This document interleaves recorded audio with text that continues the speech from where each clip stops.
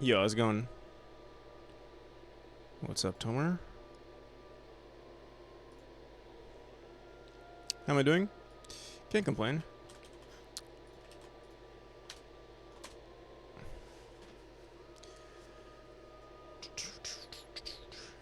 Alright. um, what's the plan today? So I think, you know what? I think it's always a good start to do level design. So we're gonna start the stream with some level design, and then from there we might keep working on the. That's your usual boring answer. Oh, what can I say? It is. I guess it's a usual boring. Today's Monday, right? Yeah. It's a usual boring Monday. Hmm. Anything new with you?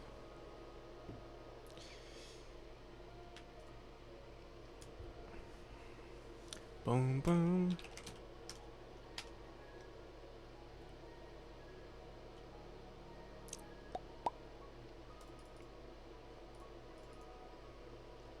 Fixed your trees.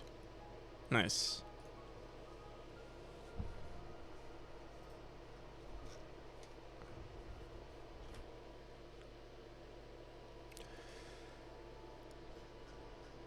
Well, I didn't even know you had trees in your game.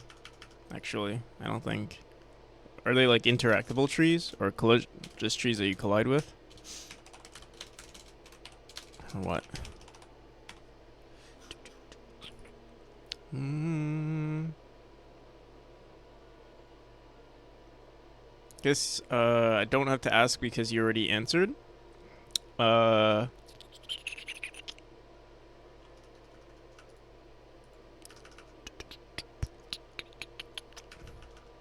what's the plan for the stream? Definitely level design, and then from there we'll figure it out. Maybe we'll do some. Oh man, actually, I was gonna do something where I didn't work on this. Well, I was gonna start the stream a little later and actually work on the GDD some more because I feel like I need to do it off stream. Um, Not for any particular reason, just that like I don't know. Sometimes I feel like maybe there's a little too much pressure to finish it, but we'll see. Too much pressure to like figure out what's the right thing to say. I mean, but yeah, I'm not sure. We'll see. We'll do the level design, and then from there, I might actually look at more sounds, or we might even fix something. Wait, where the hell's my We might even update the pressure plates. Hmm. There's another thing I think I want to do. Remember we used to have this thing with the pressure plates where they would actually turn off for the next room, or like for all of the rooms? I low-key want to do that again, but we're going to have to figure out if you turn them off for a certain room, something weird, like the previous room, the first room, like breaks. Because you're like, I guess because we're removing it from the tree, it's not a valid instance anymore, I guess, and then something breaks there. So we can look into that, but let's first do some level design. Pilot light. We'll see.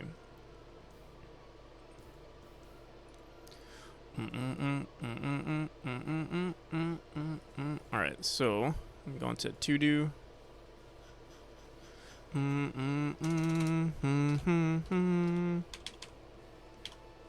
This environment thing's just not really interactable. They had a huge issues when generated on chunk borders, but now it's fixed. Nice.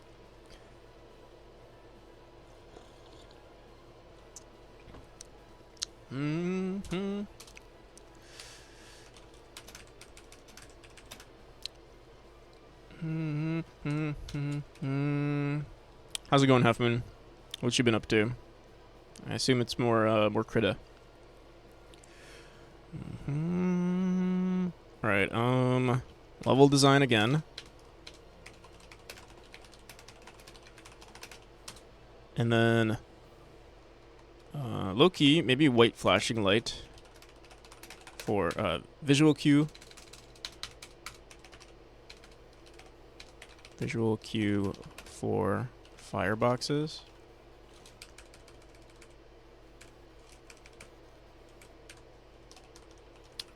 Am I on night mode or something? Why is my screen so dark?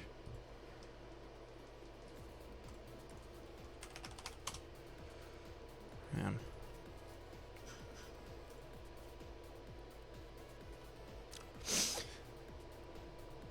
Just stuff I like to draw, you know, wolves, demons, and that kind of stuff. But nothing special. I see. They become special once you turn them into NSFW, am I right?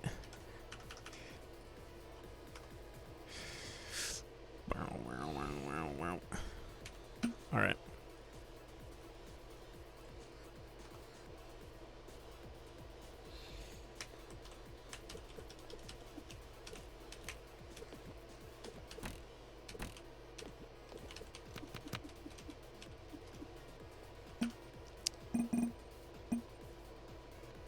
Always right when I check my phone. How's it going, Juho? And Hugo?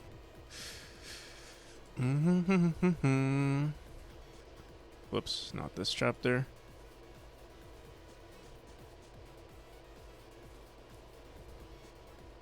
I will not do that.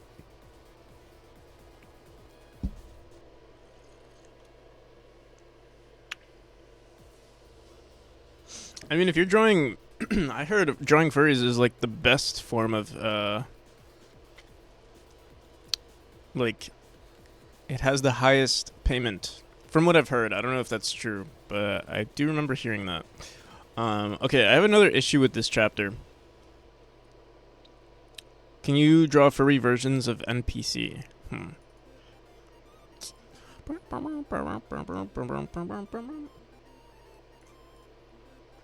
Make him jacked. I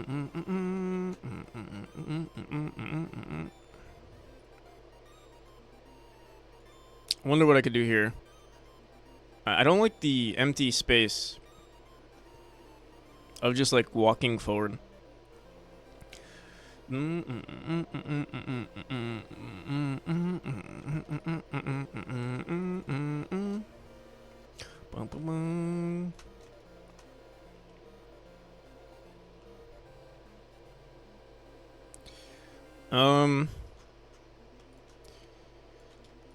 Not that I care if someone drew me, but I'd rather you know, work on stuff that you want to draw.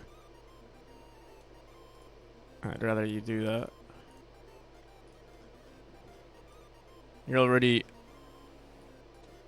if you're already, you know, quote unquote, forced to draw NSFW stuff, when you do have a chance to draw, you should draw what you like. Bum, bum, bum, bum, bum. Ba, ba, ba.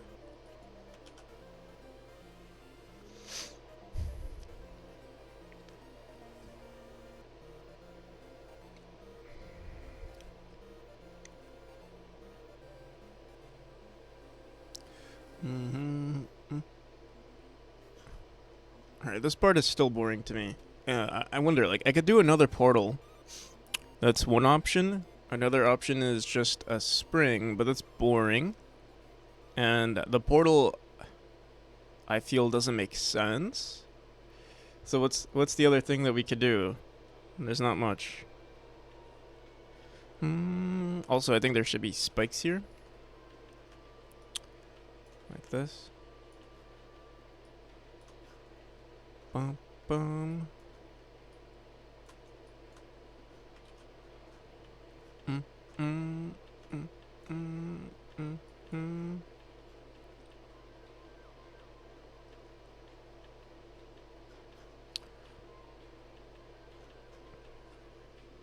Also, I hate that my here, wait.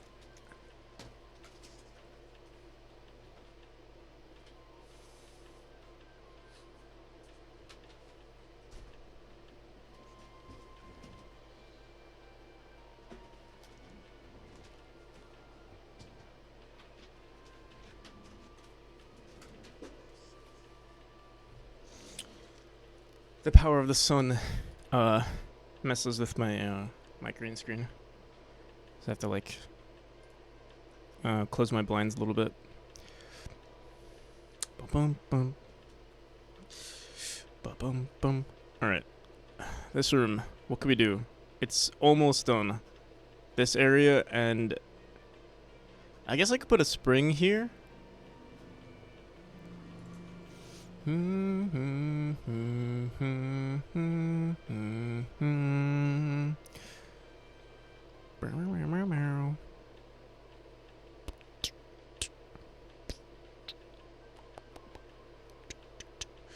Another thing I could have done is we could have pushed this closer to the right. Closer to the entrance.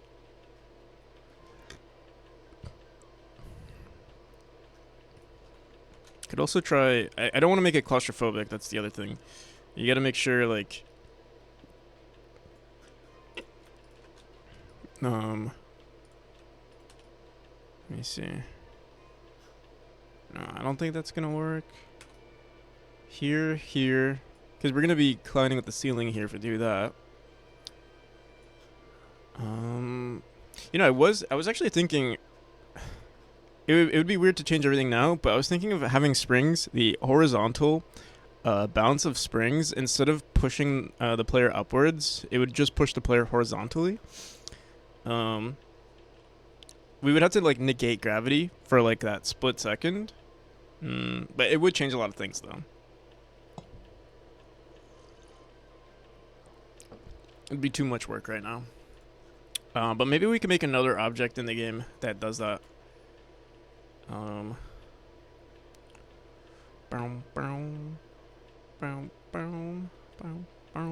Hey, what's up, Lloyd?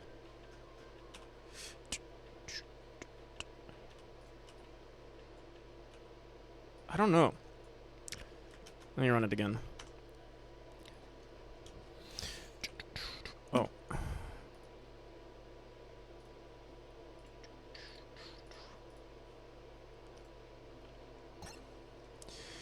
How'd you know it was me? I said Lloyd, not Void. But, hello, Void.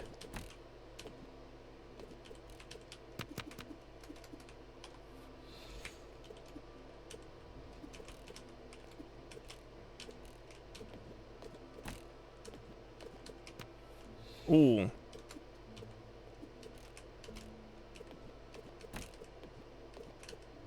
You actually can get up there.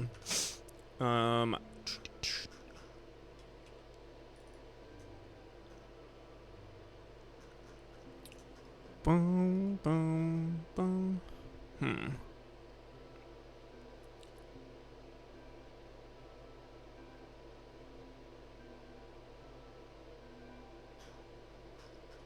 We could get rid of those. I did like those spikes right there, though.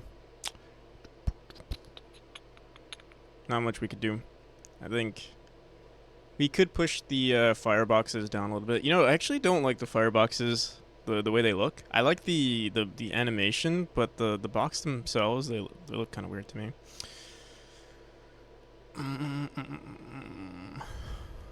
But I don't know how to change them.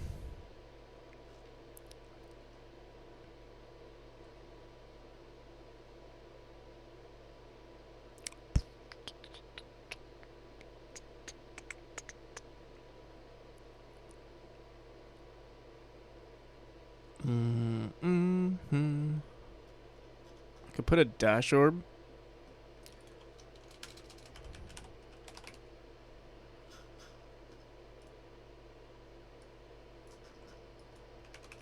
Two dash orbs, maybe get rid of all of this down here. Boom, boom.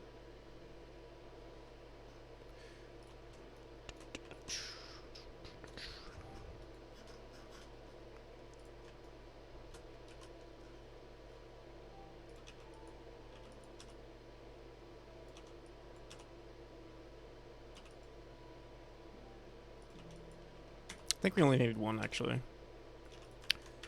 All right.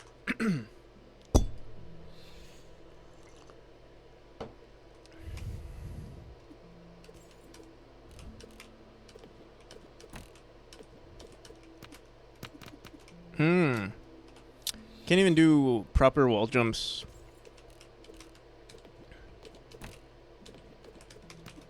You have to do like, yeah, they're really extended. We have to push one of these closer, probably this one.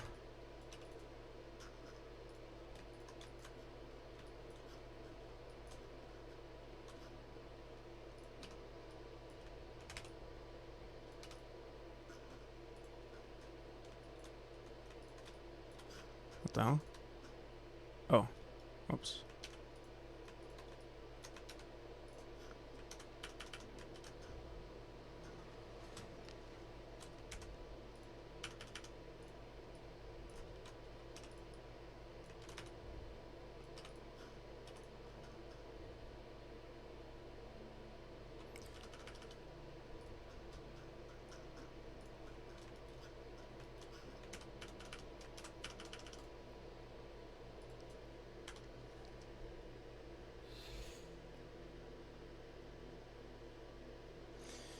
It's wild how dog parks are now just legal dog fighting rings with the amount of pandemic puppers there. What's a pandemic pupper? A pupper that was born during COVID-19 and didn't receive proper care. My puppy has a lot of anxiety, so she just sits and judges all of them.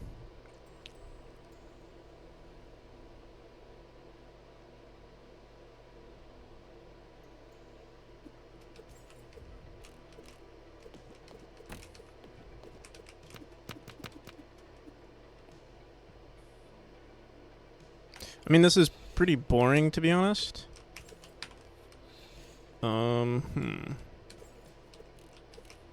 Oh, also, wait, let me see something.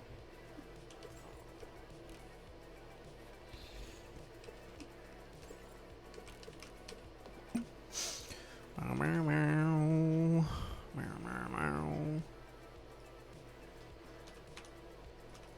gonna do that. I want to force the player to dash. I gotta stop getting used to that.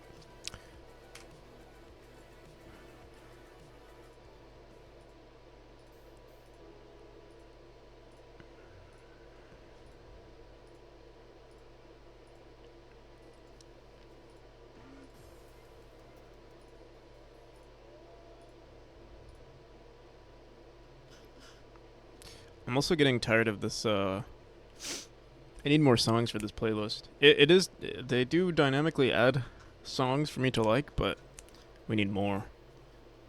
Bum, bum, bum, bum, bum, bum, bum.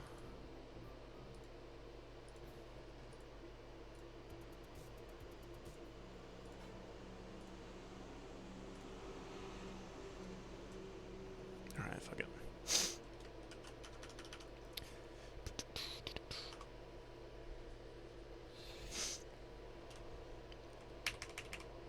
Interacted or socialized with the outside world. I see. You know, I don't like these wall jumps. Either we bring them closer or I add springs inside somewhere, like one right here. Or here, actually.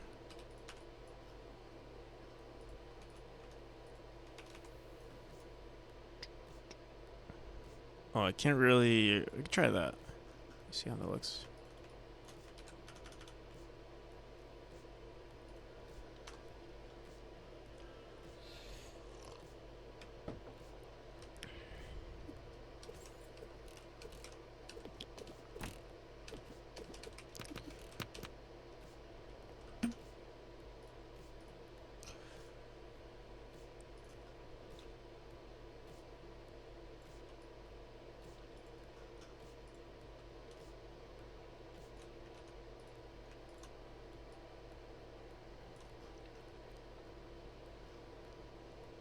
We could cut it in half, so we could do, like, you know, one segment is this little section right here, and then you hit a spring, and then you have to go, you have to, like, traverse upwards some more. That way we can actually make this little section right here a little bit more interesting. Let me see.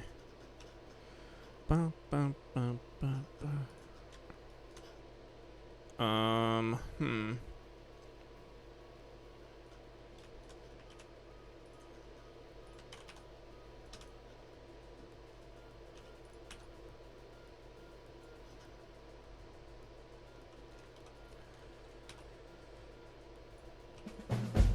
Grumble, how's it going? Don't think the VOD posted yet. Oh, I was literally about to do that just now, like right as I started my stream, and then I forgot. My bad. There it is.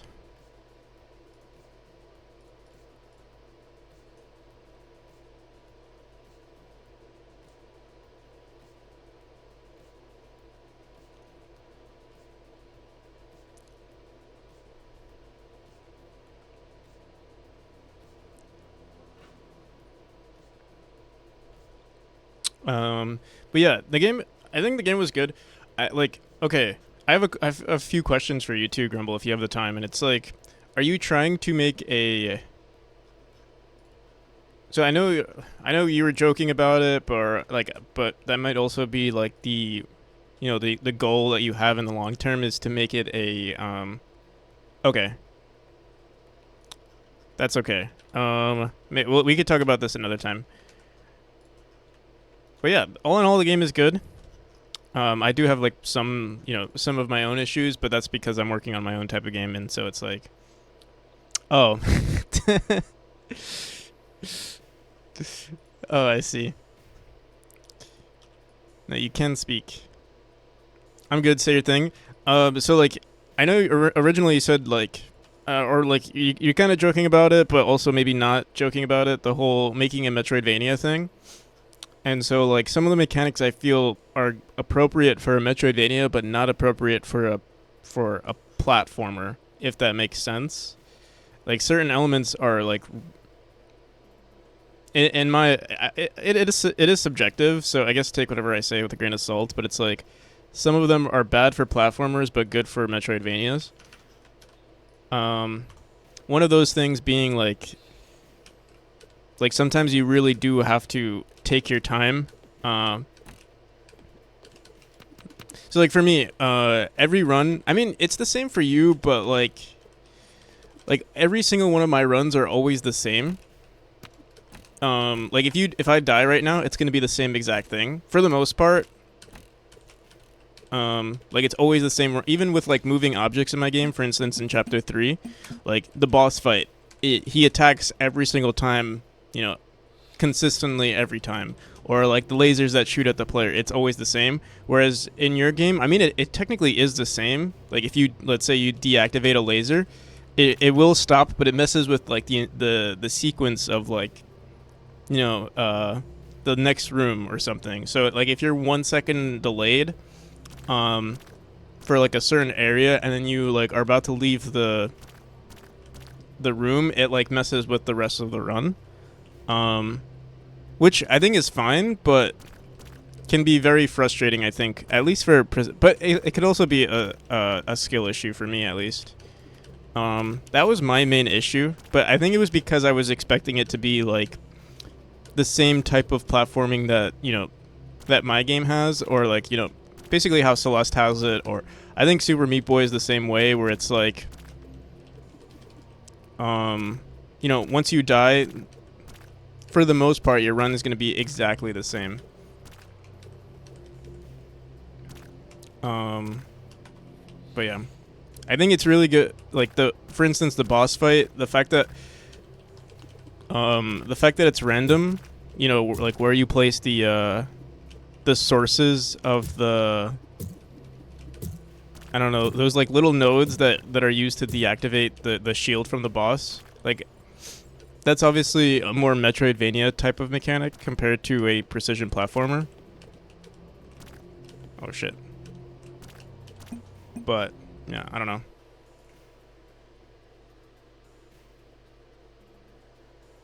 So what you're getting is you're saying the reason things are sort of random is because I personally don't like doing the same exact thing. I see. Okay. That's so yeah. That's fair. I think that's I guess a design choice then. And I think that was the frustrating part for me. Was that it was random. And also, I'm not a fan of like um objects that are moving outside of the player, like outside of the player's influence, like objects that move independently of the player. Like those platforms that were moving, two platforms. You have two platforms. One is moving at 100% speed. One is moving at 150% speed. Um, One, I don't like platforms moving independently altogether, and the fact that they were moving differently. Like just analyzing like rhythms and considering my own player's movement is so much for me, and it becomes, for me at least, it becomes a waiting game of like just looking at a platform moving left and right, and then just waiting until I find the perfect opportunity. I feel like it adds like it makes it a waiting game, at least for me, um, which I'm also not a fan of. But again, that's subjective. But I was thinking, like, if you are making it that way, one easy fix would be that the platforms only start moving once the player lets go, like once the player drops. That way there's at least a consistency there. Cuz like, the second you die, or like the second the room spawns in, sometimes you might let go a little quickly, or you might let go a little too fast, and that also messes with the run. But yeah, these could also just be issues of me just not being good enough at your game.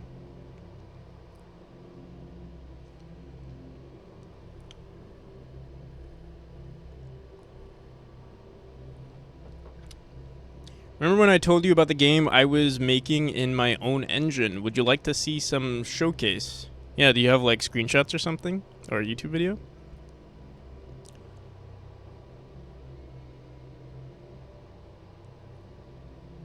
So it's timed in such a way where it can be optimized. So in the game, oh, you never have to wait. Okay, so it is accounting for like speedrunning. Oh my god, I gotta turn off the music. I have this variable here, but I don't think we use it anymore.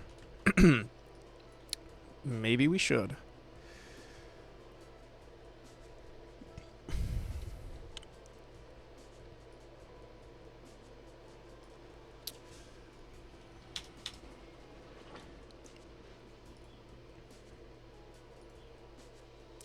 Hmm.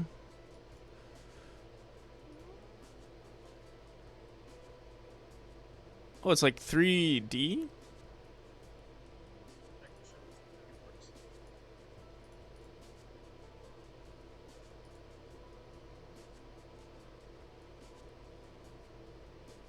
Interesting perspective, too.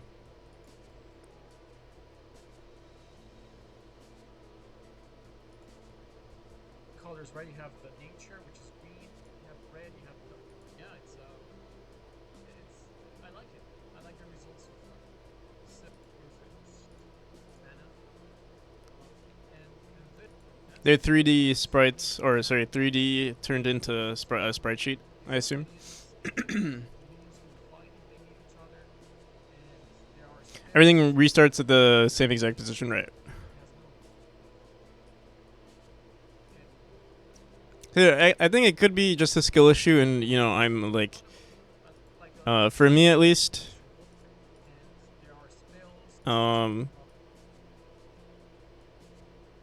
again, I'm also just not a fan of moving objects. That For me, it's just too much to analyze, but yeah, that's really subjective. Um, now Too much to like account for like my run. I usually like uh just moving, unless it's a boss fight. Like the boss fight I thought was really good, because at least with the boss fight there's a huge, there's usually visual cues of like, hey, this is what's going to happen next. And that was like my favorite part. Also, yeah, the spinning lasers were also really good. um I wouldn't say, I guess because it's like a mini, it's not necessarily a mini boss, but it kind of is a mini boss. Like it's a similar mechanic to what you had with the boss. So yeah, I liked those two rooms. Um, the move, even though it wasn't challenging, it was frustrating, the moving platforms, at least for me. So like all isometric games 3D with a top-down-ish camera angle? Or wait, are all isometric games 3D with a top? Well, isometric is a type of isometric is usually what like the rooms look like this usually. Like each tile looks like that. This is kind of like isometric, but not really. Like isometric, but rotated 45 degrees or whatever. I don't know if this is still considered isometric because it's like it's not in those rhombuses. Like it's completely aligned with the screen. Your perspective is definitely valid, though, because I've noticed everyone plays each level differently, and Tomer Bar actually beat the level faster than I thought it was possible. Yeah, Tomer's a beast. I think it's just 2.5D. I guess, yeah, it could be just 2.5D. It is, yeah, they are 2D sprites. So I don't know if it's under technicality, if it's a 2D sprite, if it's a 3D, you know, model turned into a 2D sprite, and everything is just a 2D sprite, is it actually 2.5D?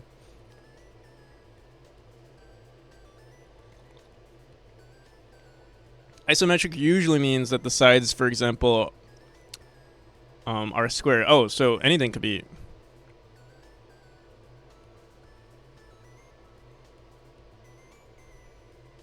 It's isometric rendered at a 45-degree angle. I see. Right. In Blender. Boom, boom, boom, boom. Here, let's. Because everyone's saying something different. Isometric definition. Oh, literally, isometric just means having equal dimension. I didn't know that. Isometric. Wait. Isometric game definition. So I mean, yeah, this is usually this is what I knew it as, but but they are of equal. Usually they have equal tiles.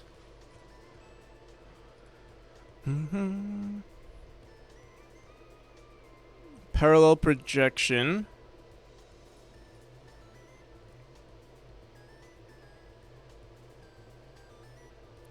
Thereby producing a three-dimensional effect. They're not truly isometric, i.e. X, Y, and Z are not necessarily oriented at 120 degrees to each other instead. A variety of angles are used.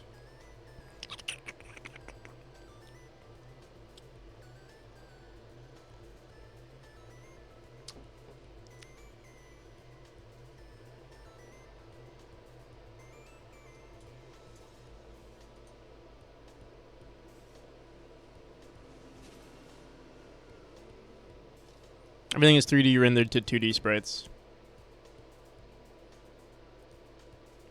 Yeah, it's a pretty. I like when it's usually done really well. Like I don't know if you made the sprite or like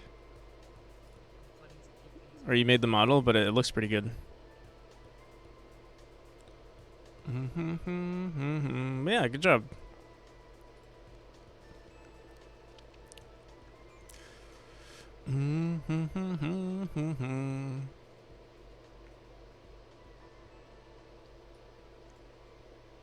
So what's next for you, Grumble? What do you plan on doing? What do you plan on doing now?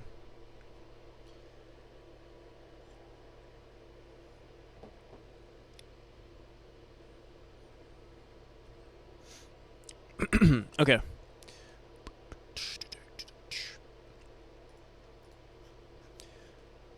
Let's see. So we did 2 springs here. Actually, this will look kind of weird. Let's fix this. Put this here. Maybe even put.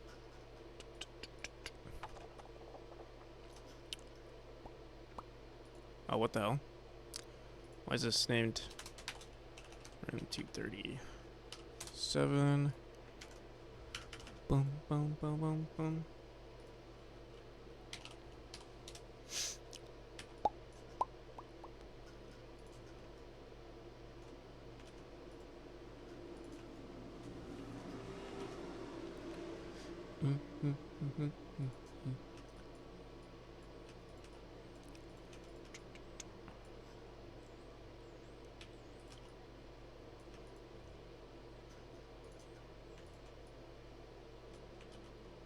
boom, boom, boom, boom.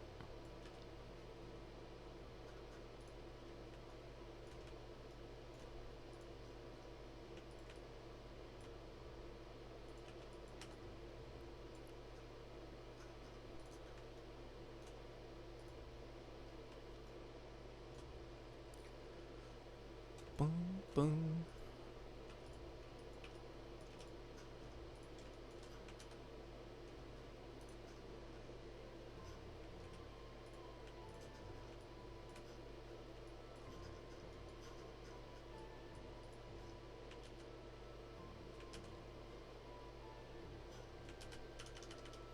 Music sound bug fixes, Steam art updates, and then Steam demo. Nice. That seems like a solid plan. I'm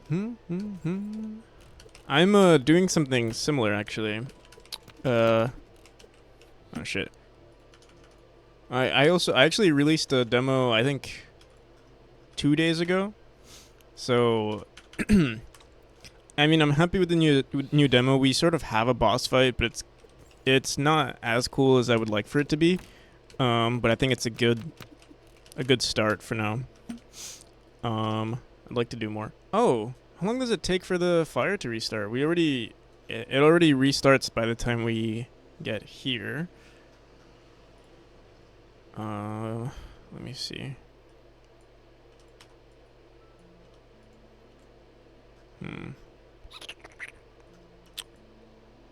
Mm-hmm.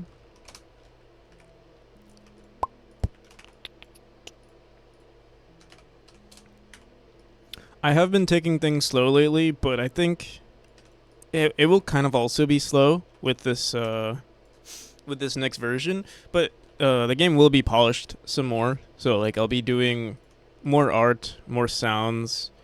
I think I completely want to redo the menus and stuff because apparently nobody likes my menus. Everyone just keeps complaining about it. So yeah, and apparently people want to save their game too. I don't know why, but we'll work on that too.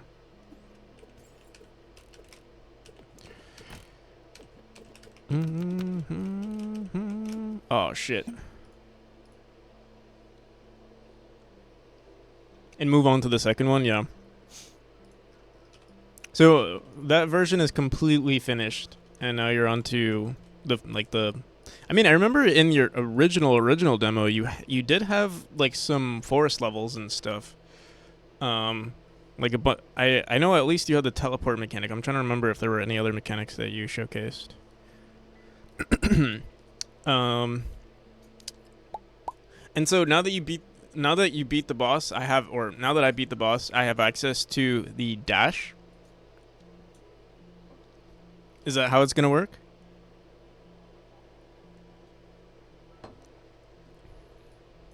Mm-hmm. Mm-hmm. Boom, boom, boom.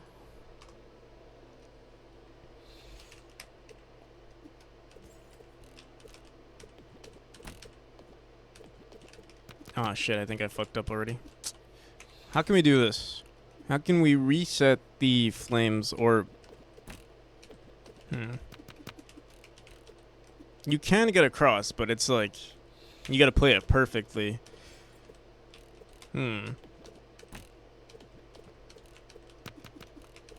Maybe I won't put those flames there.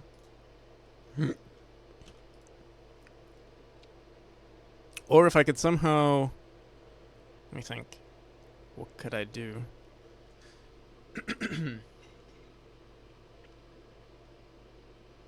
One flame? I think even one flame is too much. I think I should just get rid of it. And we'll just make it... This will be the flame and that's it. Which is fine. It's not like...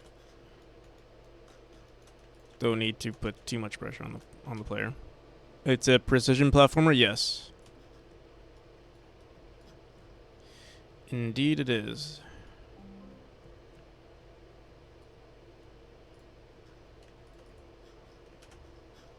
So you hit this. Boom, boom, boom, boom, boom. Mm-hmm. The player has to be precise to get through the flames. Um. So we've had this conversation a few times. What I considered to be like, I don't know. I don't want to sound like pretentious. Like it's like, oh, the. It sounds like I feel like every time I bring this up, it does sound a little pretentious. Where I'm like, oh, the precision doesn't come from the player. It comes from the designer, and it's like, you want to make the game rewarding. Um, and I mean, this is something that Matty Thorson said, where it's basically like, you want to reward the player for understanding the mechanics and being consistent with understanding the mechanics rather than them being consistent with being like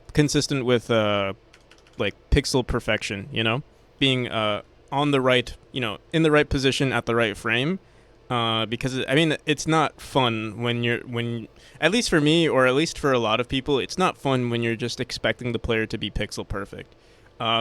Technically, that is what precision is, but like, I think for me at least, the definition of what a precision platformer has changed, where it's like, you want to make the player feel as precise as possible. It's kind of like you're giving them little like guidelines. For instance, whenever you hit for example, if you hit a spring, your position gets reset to be exactly on the spring, so you're at the exact position I want you to be.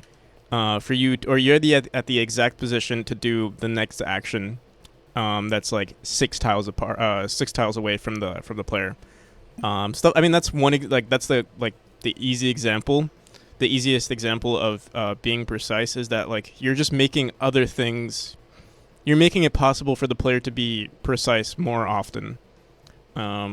So like doing something where like, oh, the player has to, for instance, imagine if the hitbox was right at the tip of this pixel right here, and imagine your jump is only like your jump only makes you reach 1 pixel away. I feel like that's too much to expect from the player. The player has like a huge leeway of like maybe 2 tiles of like a margin of error. But that's not the precision that's required from the player. The precision is, being able to dash into this portal and dash into this pressure plate and then come back into the next pressure plate. That it is an extreme example, but that's what I mean. Like the fact that it took like the fact that the developer of the game had to the fact that the developer of the game had to play this game perfectly just to get through those 2 flames is too much, in my opinion. You could definitely like the fact that I did it. We know it's possible, but that doesn't mean it's a good room, or that doesn't mean I should do it. That's something that I used to do before, where it was like, oh, if it's possible, just leave it in the game. But yeah, that's too much to expect from the player. But yeah, that was an extreme example. But you can obviously tone that down a little bit, especially for newer players. And the funny thing is, I still have stuff like that in my game. It's a lot more subtle, but there are things like that in my game where it's like, oh, you just have to. It's kind of like a get good scenario. And I mean, it's okay to have those in your room. There's a difference between precision and perfect. Yeah. Well, yeah. I mean, precision means like consistency. And so you want consistency in the runs.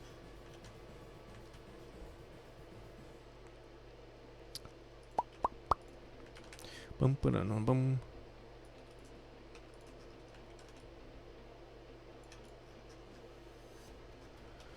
Let's see if this is good enough. So we hit this. We could push this room up even more. Like I could put another spring right here. If I really wanted to. We'll see. So we can make this go upwards. Or we could even put another... What could I do here? It would be cool if we could reuse this pressure plate for more flames up here. but there would have to be another portal or like, I don't think it's possible, to be honest. But maybe we can explore that idea for the next room, because this is still the same room that we were working on yesterday. Wait, let me test this out first before we commit.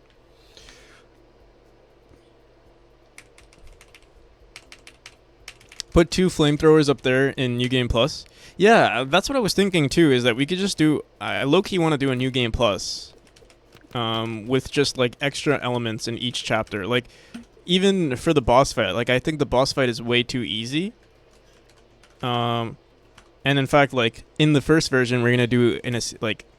in the regular version, there's only an escape sequence.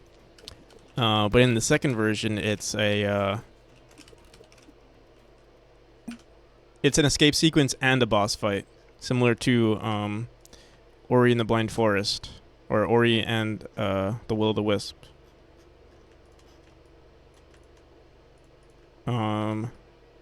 But at the same time, doing New Game Pluses is like, it's preventing the player from seeing extra content, and as a solo dev, it's like, it's more work for the, obviously more work for the solo dev, which could also be a bad thing. Like, if I make a boss fight, might as well put it into the game for the base player, because then that just means, oh, like how many people are actually going to do the boss fight? How many people are actually going to do New Game Plus? It's probably like less than 10%, if I had to guess. New challenges on New Game Plus are always great. Yeah, I think it is great, but yeah, that's my only concern, is that like no one's gonna see it. And it's so much effort for something that no one is really going to see.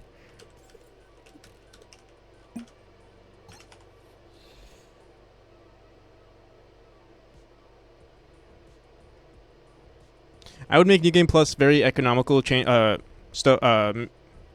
very economical changes, like slapping in extra traps and stuff, just drag and drop. Yeah. Or just more level design would also not be a bad idea. And then maybe, yeah, I think if we do, as much as, like, in the perfect world, a New Game Plus would include the boss fight in the in New Game Plus, but because I'm only one person, maybe I shouldn't do that. Wall decorations. Oh shit, whoops.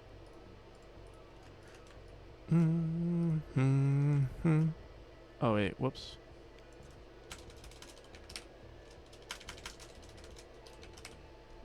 Secret areas is another solution too.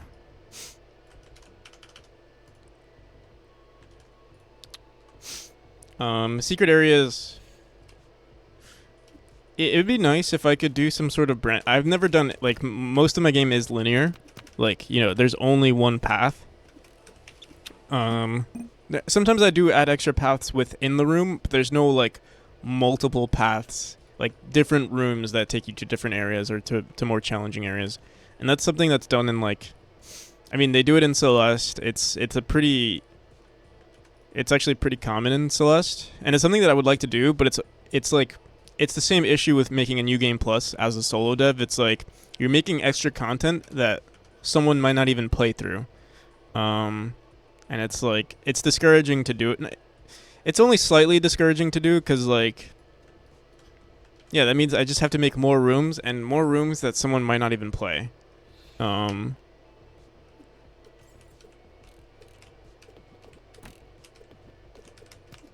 it makes me wonder. But I know people will complain if they don't see. Or I don't know if they'll complain, but, you know, I don't know if people... Some people might not like the fact that the game is completely linear. I mean, the game in a nutshell, the game is linear. Regardless if I add... even if I add multiple paths, it's still linear. Like, there's only one end goal, and that's, you know, usually the top right of the screen. Something is wrong with this room.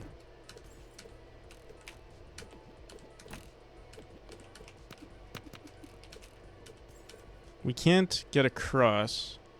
I could put the spring closer, or You could put in another dash orb.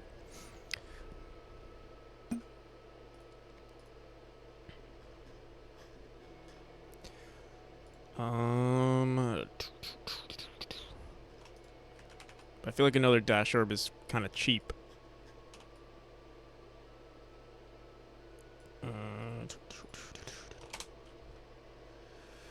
They do hidden areas really well in Ori.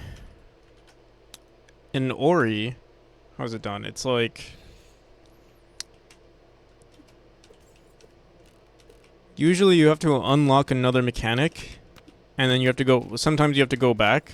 There are also like hidden rooms, or expression of skill that lets you get across. What I liked about some of the rooms in Ori was that like sometimes you needed an extra mechanic, but sometimes if you just understood mechanic a little bit more, it was very rewarding because you can just use the current mechanic that you have to get across, which was kind of cool. But I don't think that was always the case. Sometimes you were forced to wait for a mechanic before you can, continue.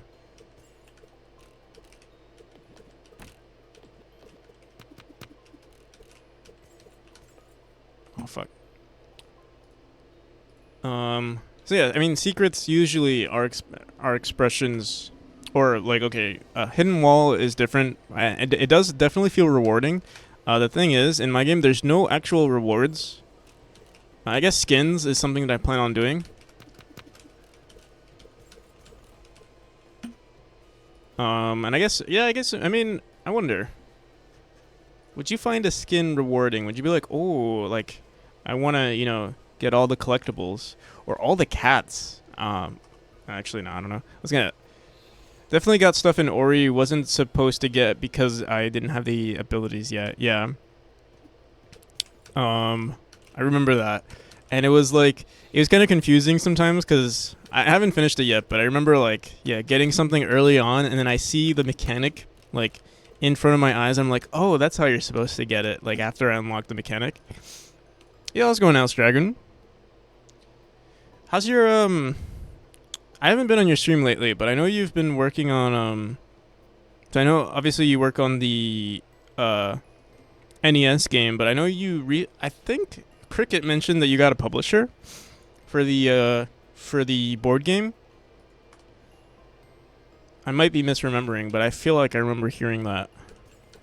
And if so, that's awesome. Congratulations. I hope it's going well.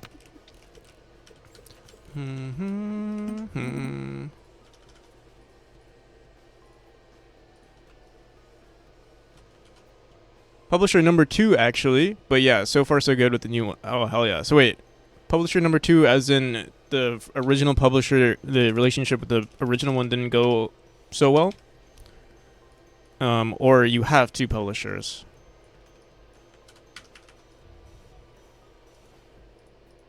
Because I think that's definitely a thing that people do, right? Like having 2 publishers. Like you can have one for... first publisher. Oof. I see.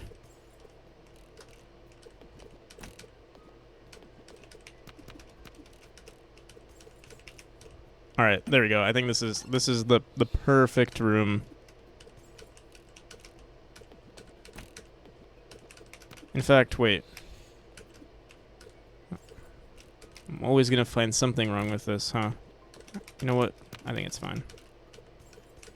Oh, we need more spikes, obviously, on the bottom there. But not too shabby.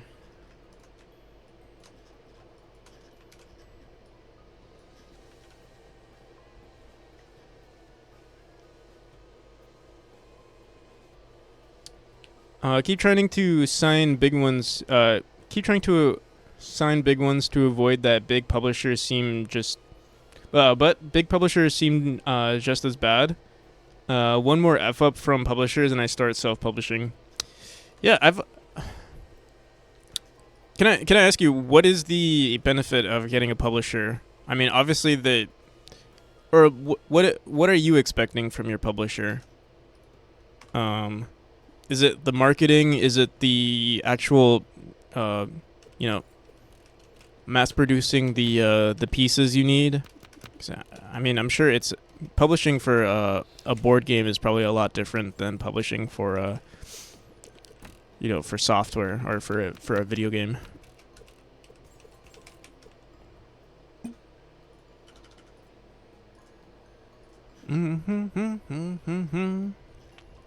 All right, so that was where was that? What room was that? That was. That was this room right here. Honestly, I really like this room. I'm super happy. So, let's see what else we got. Let me move all this stuff out the way.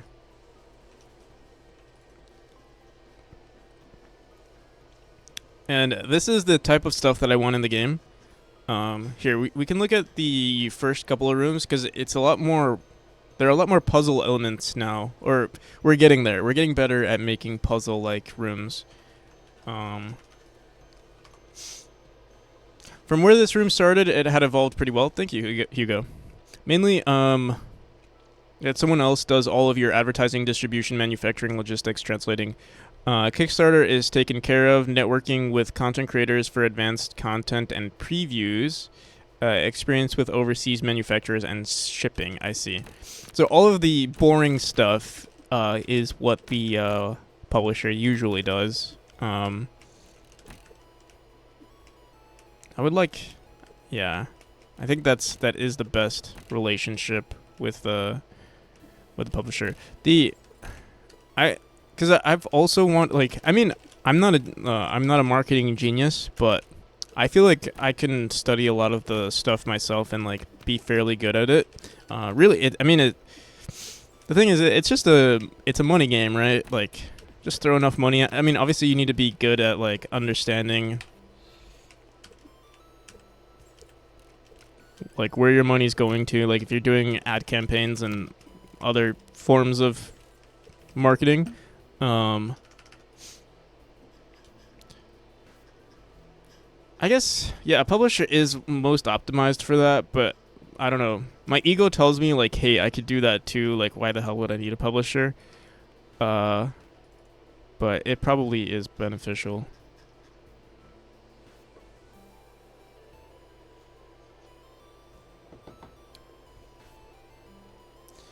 Also, more developed mailing list, fan base. Yeah, oh, that's true too, actually, yeah. Having an already established like community is definitely nice. I guess the issue with me is like the publishers that I speak to are so like they're so like grimy in my opinion. I mean, I think that's the issue. That's why I haven't looked at too many publishers is that like they're always like, "Hey, it seems like they don't know what they're talking." At least for I guess because I'm not like obviously I'm not making like a super popular game. Like obviously if someone like, you know, I don't know, like Devolver or something contacted me, I'd be like, "Oh yeah, 100%, a million percent, yes." But that's not the case. I'm getting, I want to say I'm getting the bottom of the barrel of like people who want to be publishers but, haven't made it yet and are they're looking for their big break, but they're also trying to make money. And so it's like how can you it's hard to trust that sort of I don't know. It's hard to trust that sort of entity when I don't know. They're kind of like in the same boat as you. In fact, I feel some of these publishers I feel like I know more than just because I don't know. I have studied a decent amount of marketing for like video games and stuff. And like I feel like they haven't put anything into practice. So for them, it's just like, hey, let's try it out with this company or like with this game or this studio, and we'll build our portfolio from there. And it's like, oh, well, maybe I can build my own portfolio by just publishing my own game and then make my own publishing company. Not that I care, like I don't really care for publishing. I'd rather be an actual studio, but it's I don't know. My ego tells me I can do a better job than they can.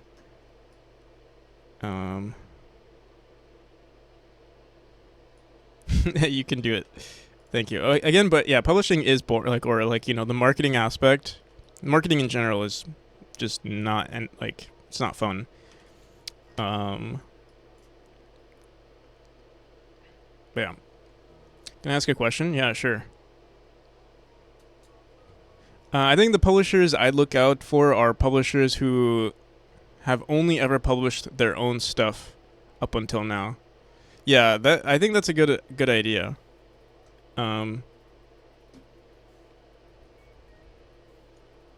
yeah, for sure. Boom. How long did it take you to learn the basics of game development, and how much did you give it each day? I work on my game every day. I would say the earlier it varies. Um, but like anywhere from 2 hours to 8 hours a day, I would say.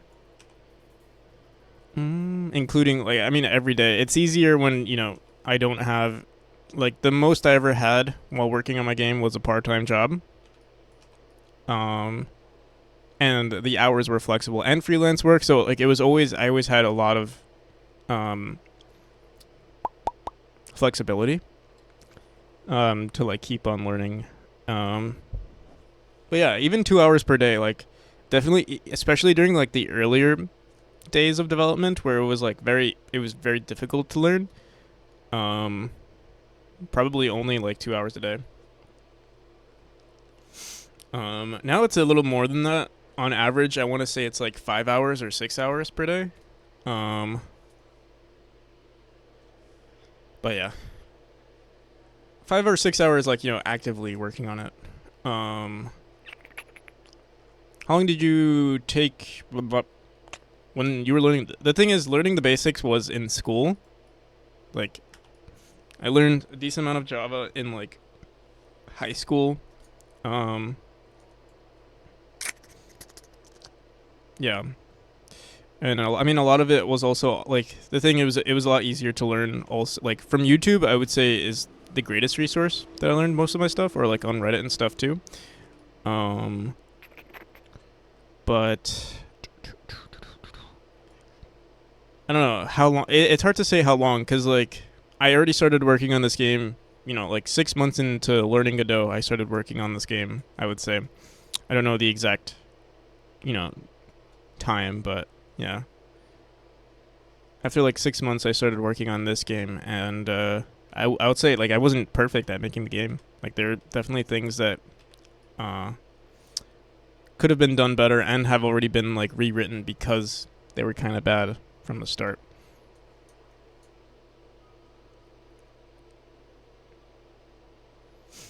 Is it enough? Yeah, I would say that's enough.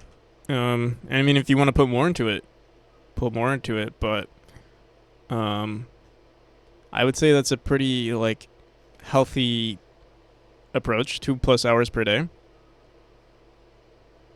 and you're in high school, so like also having I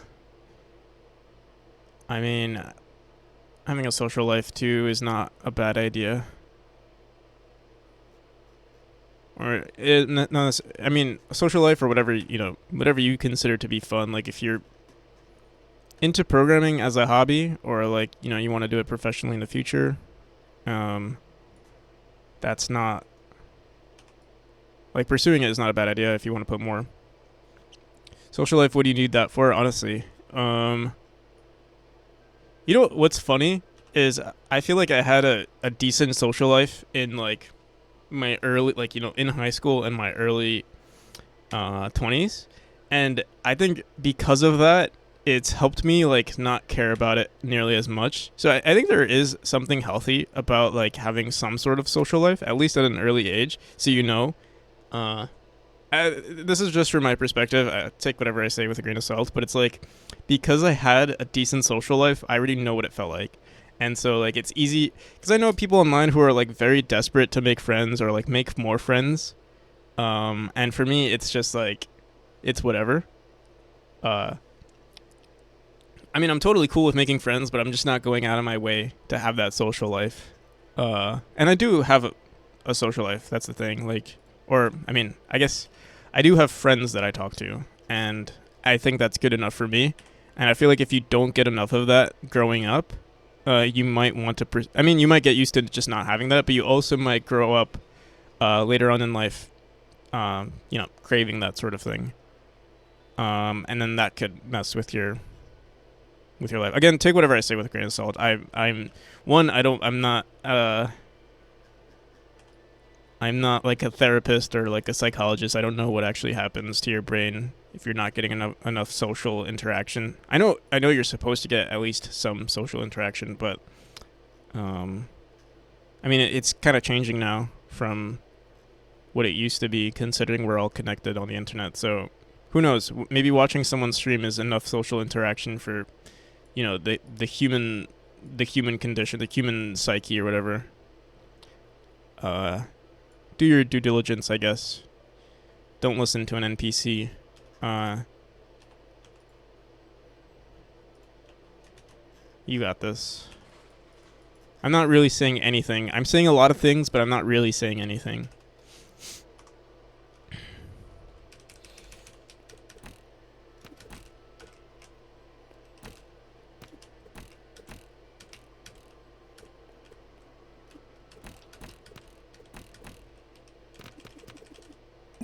Okay.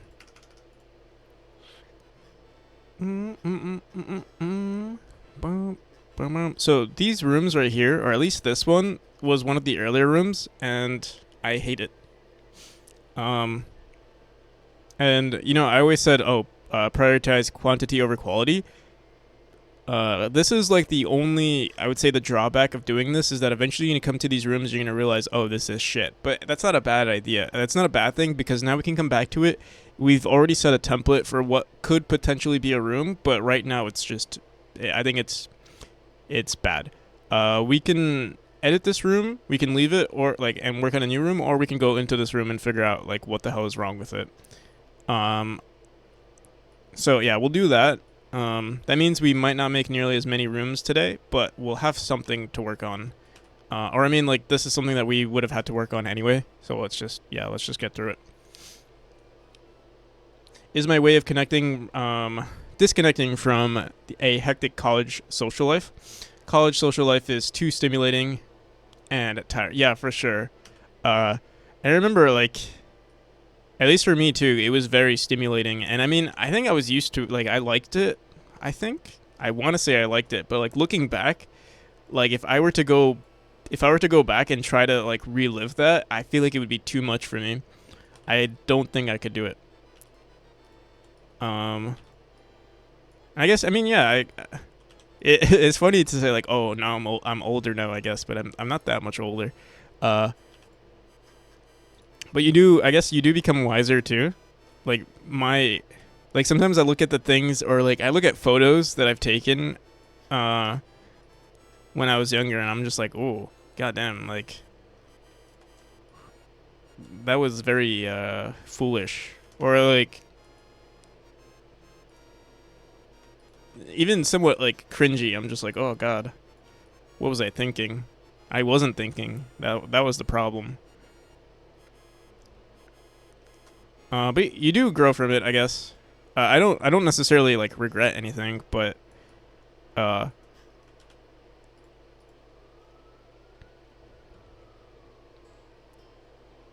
what am I using? I'm using 3.5.1.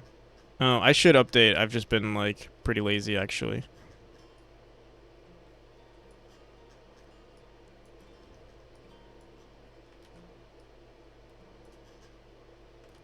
Mm-mm-mm-mm-mm.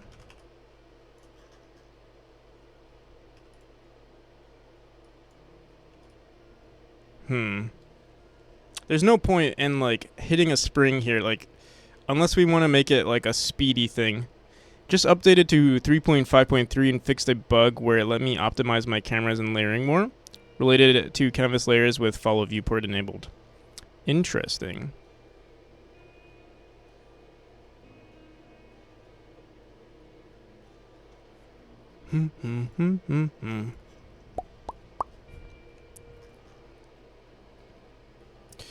I should update soon actually.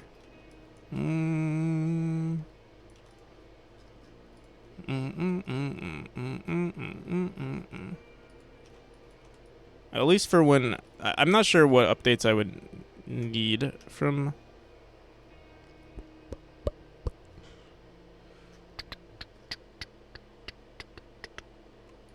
any of the future versions, but I don't know. There might be something that's wrong with 3.5.1.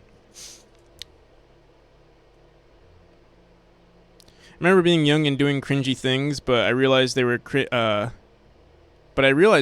at the time because I didn't fear my own feelings.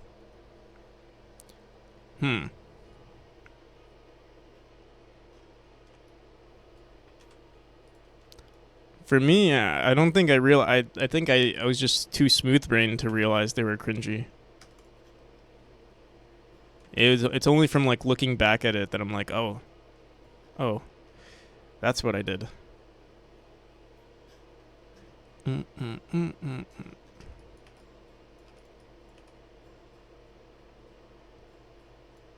But I think it is like it's definitely like healthy to have that sort of realization, just because like I don't know. I know people who still act like, you know, obviously maybe not in the same manner, but like they'll do something that's similar, or like they just don't grow up. You know, they're caught in that same loop of like they just act the same way every time. Um, they have the same exact reaction to the same thing, or they get angry at something that's, you know, that has happened in the past, and they still haven't figured it out.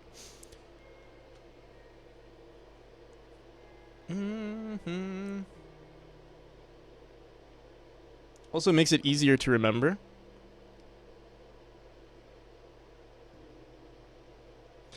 Like my roommates go out every other day. I work at a bar on the weekends, and the hype of going out dies down once you work at a bar. That makes sense.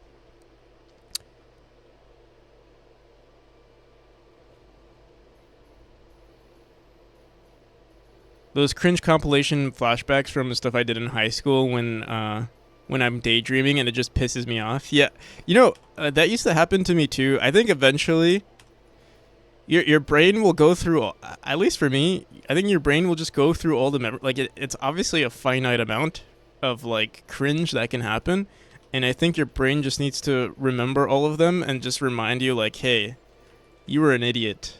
You'll remember those things, and then uh, and eventually, yeah, it'll be all over. Dude, I don't know what to do with this room.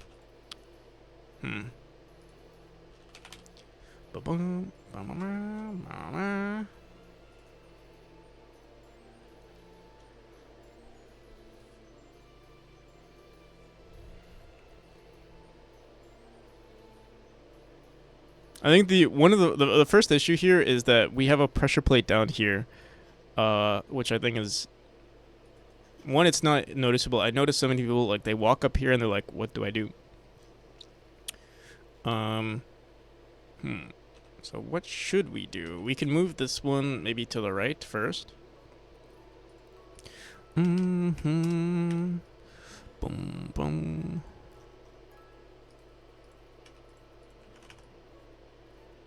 What the fuck?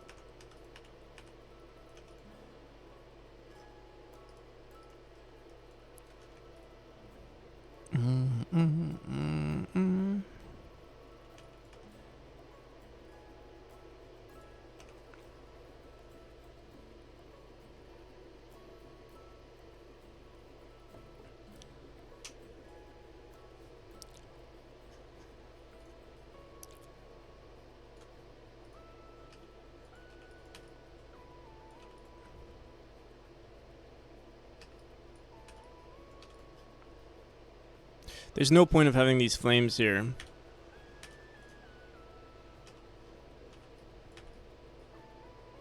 We can start getting the player used to the next rooms. That's not a bad idea, actually. Um,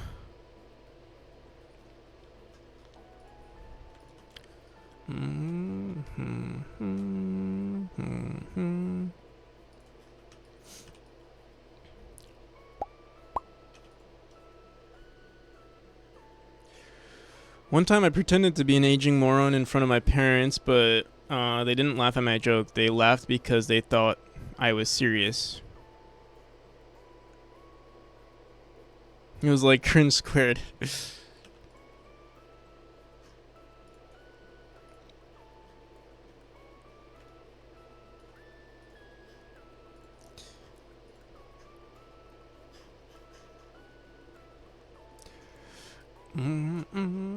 But yeah, I think it's healthy to like, I don't know, I don't know. Maybe some of you are more mature. You know, maybe you have more like an older soul. No, no, no. I think no matter what, you're just gonna find Hello like, there. oh my, what? I don't get it. I've lowered this volume so often, and yet it's still so loud. But even then, you know, I was after you should have waited until I finished my sentence, because if you're too mature for your age, that's also pretty cringe. Like, come on, be a kid for a little bit. Um, what was I gonna say? Yeah, I feel like if you cringe a little bit at yourself, I think yeah, it is kind of healthy because it's like it's kind of like, what am I trying to say here? You're like your brain has developed enough to realize like, hey, I did And something now for wrong. something completely different. Boom, boom, boom. Feeling like 270 at best sucks. Dude, I don't get why my like I have my filters here. Said, oh wait, it just didn't save ever. I think we want to. No, no, no, no. It's on. You know what? Here, let me try this. Advanced audio options. Let's set the blurb to 50%. You know, even like I'm gonna set it to 20% just to make sure. No, we'll set it. Yeah, the 20%.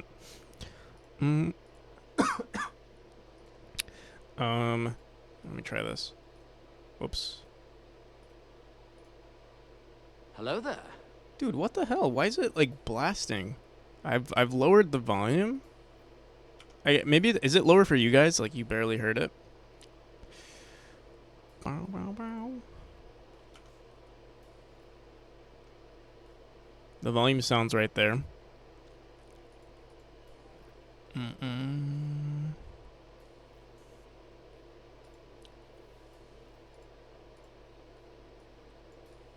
The thing is, I set the volume to 20% and it's still blasting for me.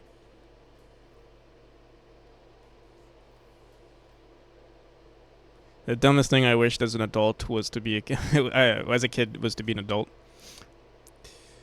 You know, what's funny is I don't mind being an adult. Actually, I prefer it much more as a kid just because I have way more, I don't know.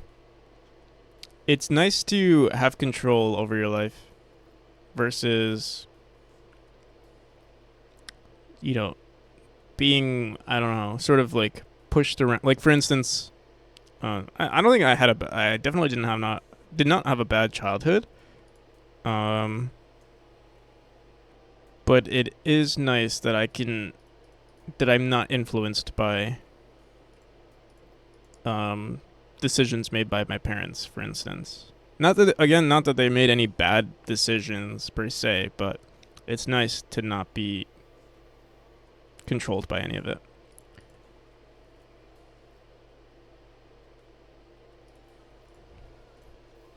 Personally.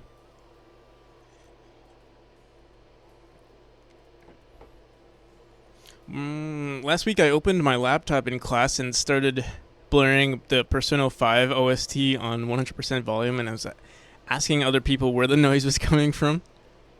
That's funny.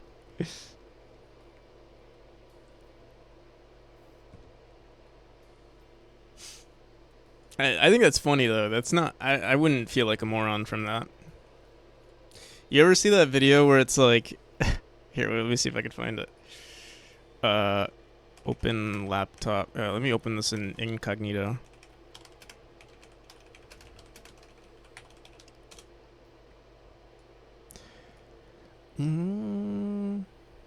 Here, I think it's this one. Maybe. I think it's this one.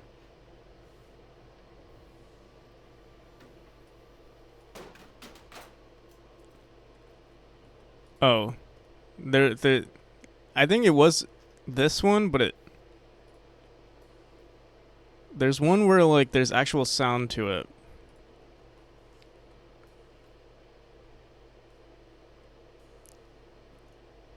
All right, here.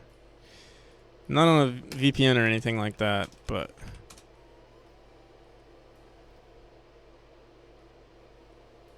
where is it?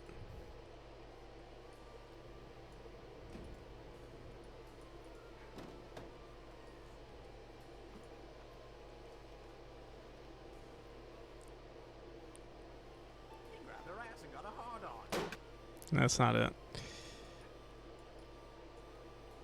Whatever. It's supposed to be, moans and stuff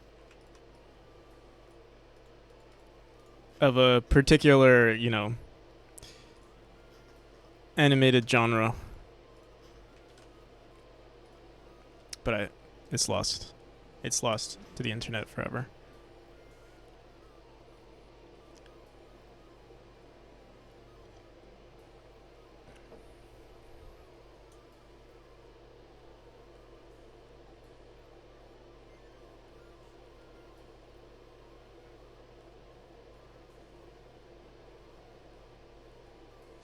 Rare for people to get to say that they have no issues with family. Yeah, I mean, especially with family, like you're always gonna. I feel like it's more likely. Obviously, you're gonna have more issues with people that are in your close vicinity versus, um, you know, a stranger. Unless and usually if you have a strange issues with a stranger, it's because both of you are maybe having issues with your personal life, and it's just like I don't know, pent up anger or something. Um, not that I have any experience with that.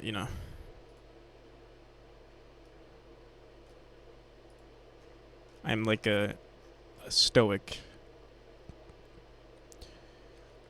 Emotions are, uh, you know, they're it's a thing for primates. It's below me. Hmm. Hmm. Um, whoever whoever wrote this NPC just didn't code in, um, emotions.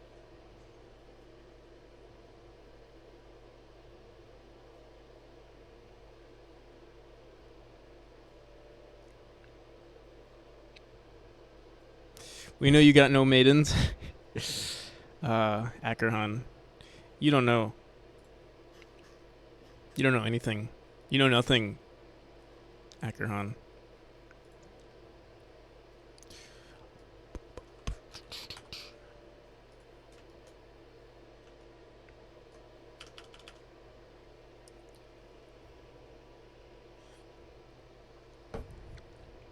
I'm what's it? Maidenless. You are maidenless. Mm-hmm. Boom, boom, boom,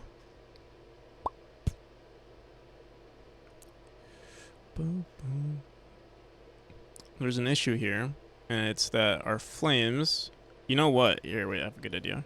This will be a relatively simple room, but it'll work out.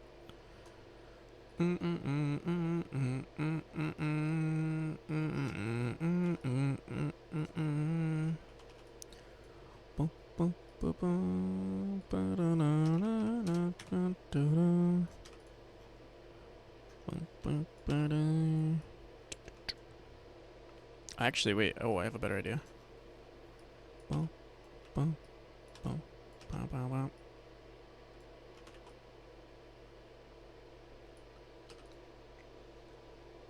I'll shut up before I end up going too far and getting booted. Yeah. I have noticed my chat's been a little. It has been a little. Not crazy unhinged, but just a little unhinged lately. And it's making me think, like. I need to do something about it. Maybe I actually have to start banning people.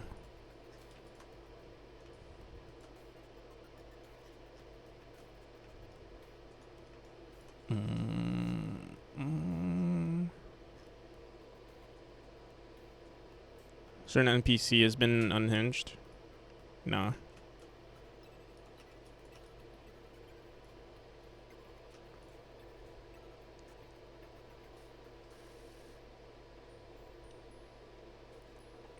Wasn't here for some days. No, like the thing is, I don't think it's like. The thing is, like, I can't really ban people. Like, one, I don't even have any established rules on my on this stream, so it's like it's hard to, unless someone obviously is being rude or like disrespectful. That's the only time that I banned someone. But like, I don't know. Like, if someone says, for example, if someone is actually being, like someone's hating like a subgroup of people, like I don't have rule, like how do I even say it, or like what do I even do about that? Like, I don't have any. I guess hate obviously is wrong, but like the thing is, it's very. Okay, if you're an incel, for example, and I'm sure, like, there has to be at least a couple of you. But like, even if you're an incel, you keep it inside, right? You don't share that information, right? You don't say, "Oh, hey everybody, I'm an incel." You keep it inside, but then sometimes you might bring it out. And like, is that like? I feel like that should be a bannable offense. But the thing is, like, is it a bannable offense if you just have some? Or like, okay, yeah, a good example would be racism. Like, if you're subtly racist, is that okay? Because it's one, or is it bannable if you're subtly racist? Because like, one, I don't have any rules on it, but like, I don't know, morally, maybe maybe it's a good thing to ban those people. I don't know. I would say yes, but at the same time, I don't have any rules established for it, so it's like somewhat unfair, I would say. But maybe that just means I should add rules. But I also don't like the idea of adding rules, because it's like who gives a shit? It's just a live stream.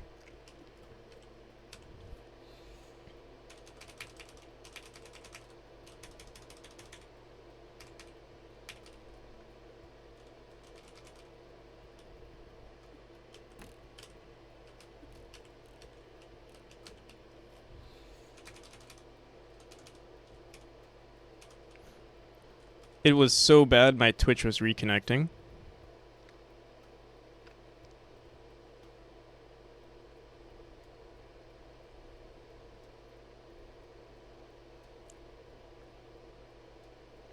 I'm only racist towards NPCs, lesser goblins. Not the Korean one, the Western ones. I think you already said NPCs.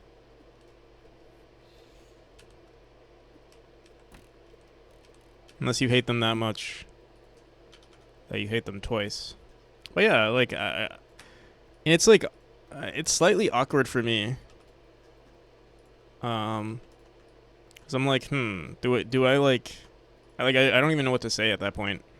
If someone says something that's like, for example, if someone says something subtly racist, and like, it's weird because like, one, I don't want to bring attention to it, and then two, I'm like, okay, like,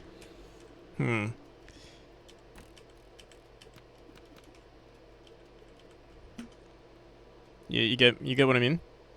I meant to say idiots at the end. I mean, that's the same thing. It's kind of dumb that you're just being redundant there.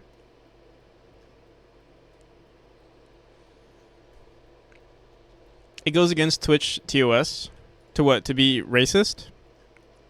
Or like, okay, but the thing is, what if you're not actually breaking any rules? That's the other thing. Like, if you're not actually being racist, but you're just like, your inner, what is it? Like, you're subtly saying something, but not actually saying it. And then, like, for me to bring attention, or for me to put attention on it, is like, I don't know. It almost feels like it's my fault for even bringing it up, because it's like, it could also be a misinterpretation, and it's like, I don't know.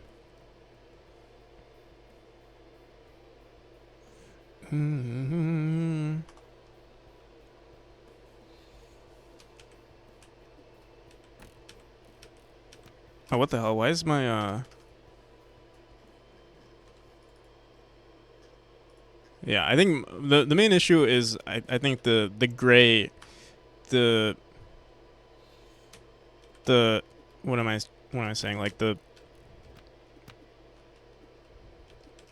when it's like when it's not black and white and it's just someone saying something that's like yeah, you know, they could say something that's deeply rooted in racism, but the direct like if you take the words literally, they're not saying anything racist, but if you know, delve into it a little bit, then there's like some deeply rooted racism, or it doesn't even have to be racism. It could be put in random controversial topic in there, and that there it is.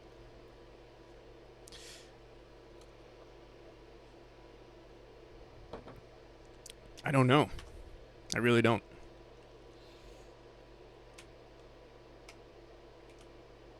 The streamer says to, but the thing is, I would never say. Usually, I feel like I would never say that. I would never say like, "Hey," or I don't see myself saying, because one, I've never said it unless it's like, unless I'm like getting distracted. And I'm like, all right, guys, let's talk. Actually, there was this one time I think we stopped talking about it, and I think it was because someone said, I don't know. I think someone got offended or something. Which I mean, I don't know. That's why it's just such a touchy topic sometimes. Which is fair.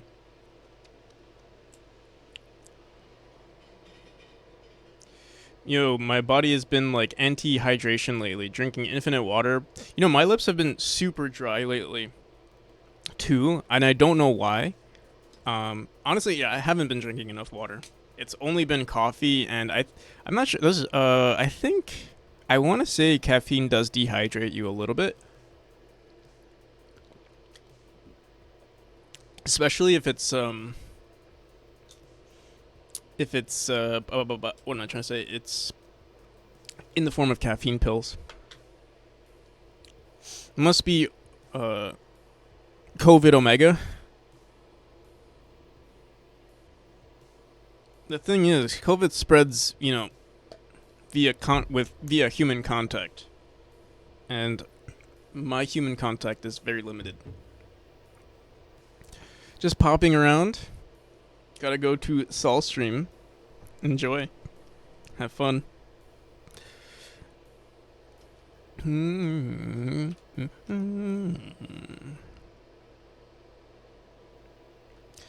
Ackerhan, we know. Oh, NP. Why did I say? Oh, because I think I was just reading your name, and you're saying NPC. We know you have no maidens. I'm not gonna say anything, Ackerhan. I'll leave you to your assumptions. But you know what you do. You know what you do when you make assumptions. You can't say anything because it's true. I'm not gonna say anything because I'm mature.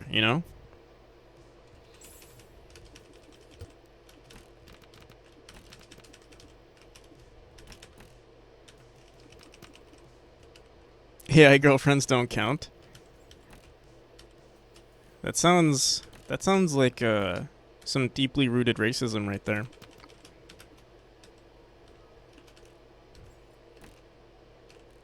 Sounds like something that would be a bannable offense on my stream.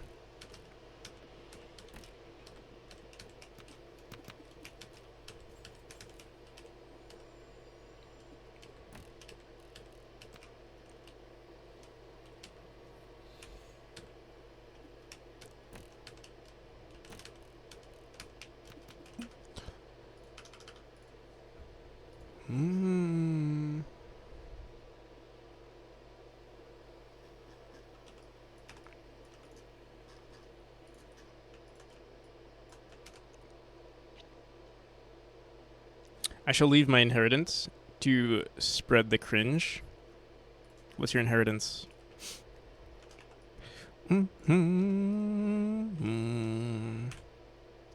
But yeah, maybe I should start adding rules to the stream.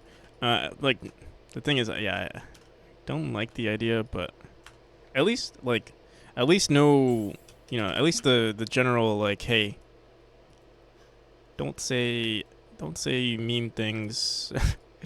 Hey, don't be mean. Uh,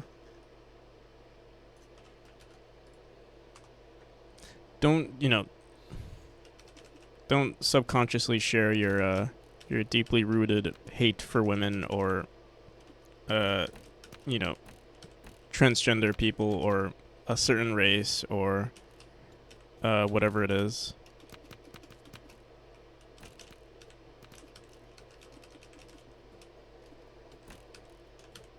No hate speech.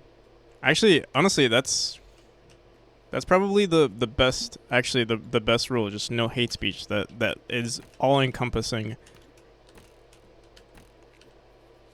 Mm, mm, mm, mm, mm, You don't have to block those, Half Moon. You can like stuff like asshole is allowed to be said. Any swear, honestly, any swear is okay to be said as long as it's not. Again, yeah, I think the only issue is hate speech. I don't know why I couldn't put that into words. Hate speech. No, anything else? As long as you can hate on me. I think that's okay. Obviously. Um.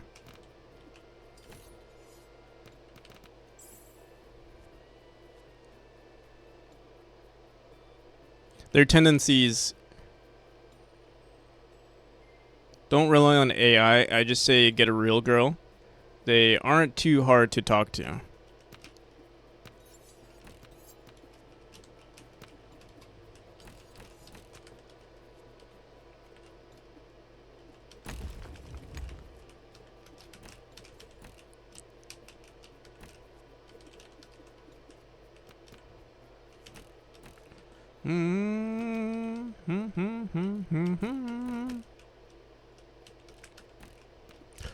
Bum, bum, bum, bum, bum.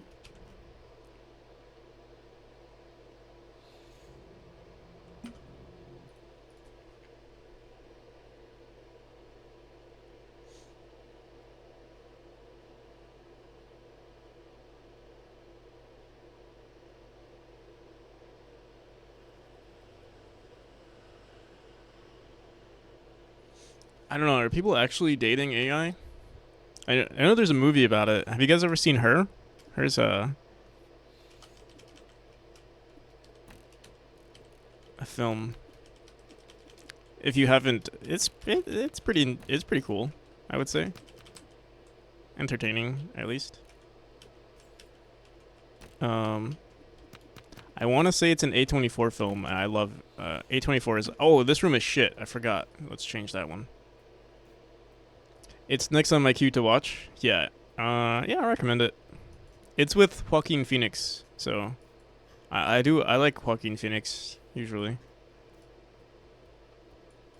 I think he's a good actor. Yeah, I agree. I liked her. Yeah.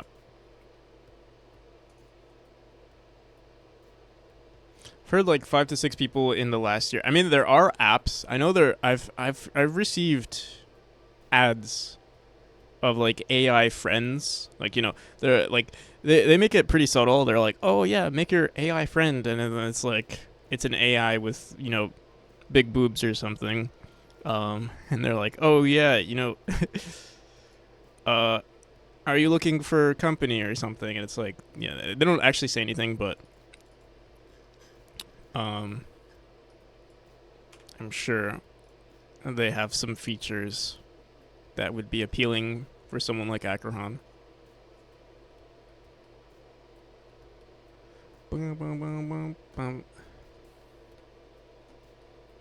Want to watch the Tetris movie?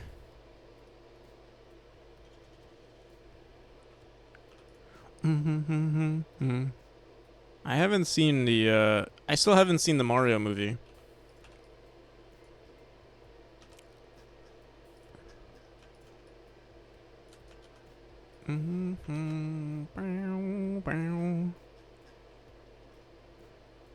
which is something I should probably watch soon. Oh, wait. We can't hit this unless you have your dash. That's another thing that isn't taught to the player, is the fact that you need a dash to hit this. So we need a room that teaches that. Um, Good idea.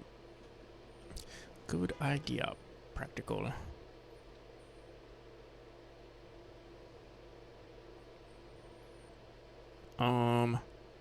Should we do it before? Let's fix this room. I think what I'm gonna do with this room is just make it so that it's not required that you have to dash, but we do want to have one of those rooms. Or actually, maybe we do want to have this room be that type of room that showcases the mechanic. That way, because you can show a mechanic once, but it's not enough. You got to realize, and I've said this before, you have to realize that some of the people playing your game are gonna be smooth brain, or just young, and if that's the case, they need that, like, constant, reinforcement of, like, hey, this is how the mechanic works. So yeah, we'll include this into the game where, like, you have to hit this. Am I calling you smooth brain? I said smooth brain or young. I didn't call you. I don't know if you're smooth brain.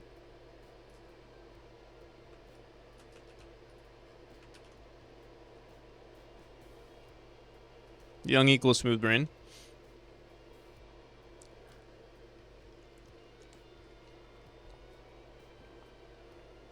I mean, we were just talking about it, like, I mean, that's another issue with, like, being, cringy at a young age, or, like, looking back at your memories and thinking something is cringe. It's like you just had a smooth brain. It wasn't your fault. Your brain wasn't developed. It's crazy. It's crazy. Like, I remember being told that as a kid. Like, oh, your brain is just not developed. And I'm like, what are you talking about? Like, I know everything now. Like, like, my brain is working. Like, that's all there is to it. And now looking back, I'm like, wow, they were right. Like, shit, I was an idiot.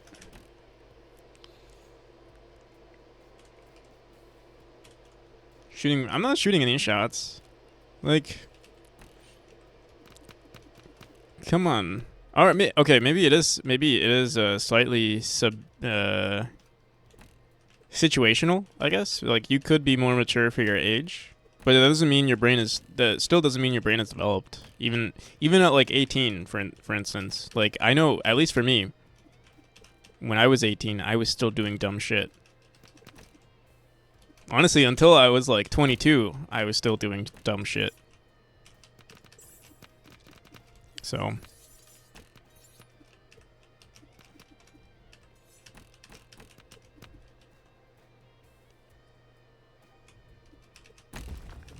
but I think, again, it's okay to still be young and do dumb shit. Like, you're still figuring stuff out. And I don't want to mean any offense by saying dumb shit. Like, for me, it's okay to say dumb shit. Like, again, because I think I was very stupid, growing up. You're a game developer, so you do. I still do dumb shit. Yeah, honestly, exactly. I'm gonna be, like, in my 30s. I'll be looking back at this and be like, wow, was I really that? Was I really that naive? Thinking, what? You thought you were gonna be a game dev? Come on.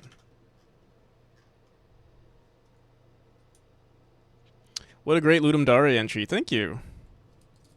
Yeah, we made this in 24 hours. Limited space theme. With my limited amount of brain cells, we were able to make a game. Can't complain here.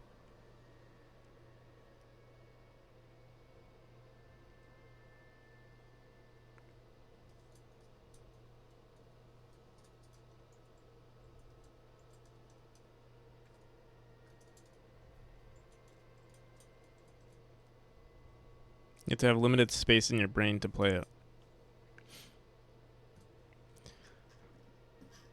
Alright, how do we... How do we work with this limited space? The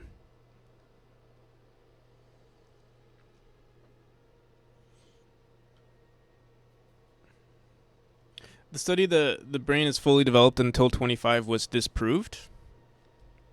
What is the age? Is it 30? 40?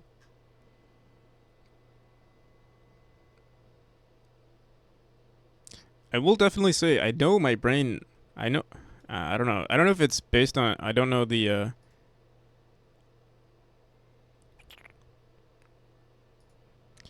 What am I trying to say here? Something like mid to late 20s. Oh, I see. Okay. Yeah, I was gonna say because I know I'm definitely like, I'm definitely smarter than I was in my 20s compared to me in my 20s. God damn. Like we were just talking about this. Like I look back at my 20s, my early 20s. I'm like, oof. I'm glad that's over.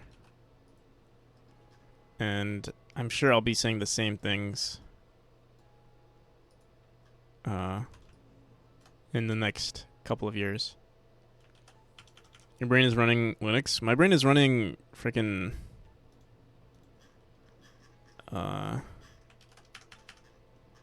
Commodore 64. I don't know. Boom, boom.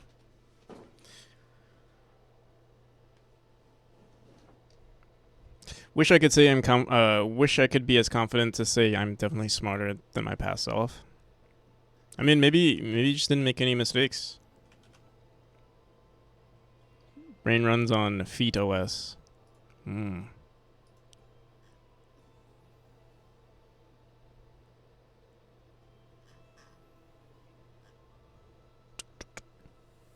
This room is. We need to make sure that the player understands that they have to have a dash to reach this, to hit this, to hit this spring. Oh, you know what? What if I just left this here?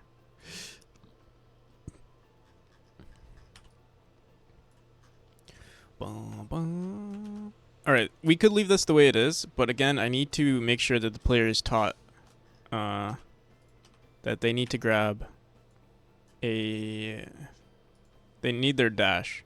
So we'll do this for now, but yeah, this room is going to change pretty soon. Brain usually has development spurts, one around 120 years old, and then getting forward from tiny thinking, another around 250 years old. Though for some, the wisdom and capacity to use it comes later. Yeah. 120. At what point is there an age where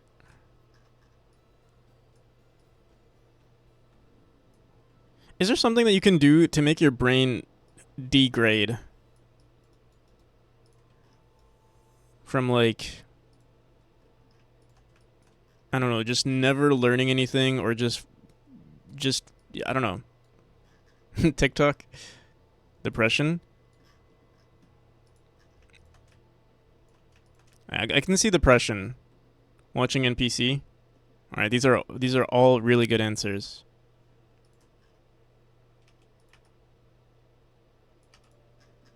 Although, okay, so I mean, I've heard. There's one thing that I've been wondering. Like, I know, at least if you're relatively older, TikTok. Yeah, obviously, like everyone hates TikTok, or like at least everyone in my, not even my generation, but like, I know a lot of people who do not like TikTok. But I also wonder, what if it is like, what if something is subconsciously, or what if it is doing something to your brain that is beneficial, like consumption of information. Like, what if it's making your consumption of information a lot easier, or like more, I don't know. Like, obviously it's messing with your dopamine, right? Because like you're getting instant gratification, and I don't know, like its algorithms are like fucking with your whatever the dopamine production stuff is. And so like that's unhealthy because then any sort of, you know, aspiration or like any sort of motivation that you would have had otherwise just doesn't happen. But what if it's, I don't know. I always thought like, hey, maybe there is something beneficial to it, but we just haven't figured it out yet. Because that's always been the case for like, you know, people are always complaining about like new technology. For instance, like, I don't know, the computer. Like people were consumed by, video games, but now we have professional gamers, for example. We have esports, like that is a thing. But I know, you know, parents back then hated on video games. Tracking your dopamine is astronomy for gym bros. Not necessarily TikTok watching, but like being able to like, I don't know, your brain adapts easily to a large amount of information, a large amount of like varying information, and maybe that's something that's going to be beneficial for, I don't know. I'm also just shooting the shit. Like I'm not making any claims here. I'm just wondering like if there is something that could be beneficial from it. Because I know someone did say like, and also if you're taking drugs, like for instance, if you're taking something that is already messing with your dopamine or whatever you want to call it,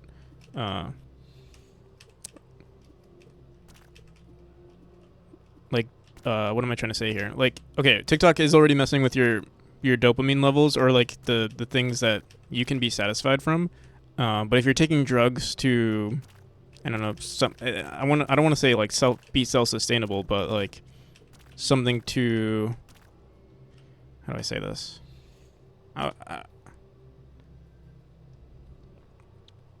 It's hard to put into words what I'm trying to say. Soon all esports is owned by Saudis, so pretty soon you can't say anymore. And now we have esports.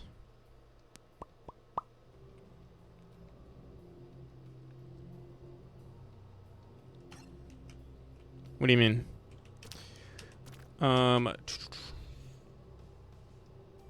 Astronomy. Oh, you said astronomy is star signs and destiny scams.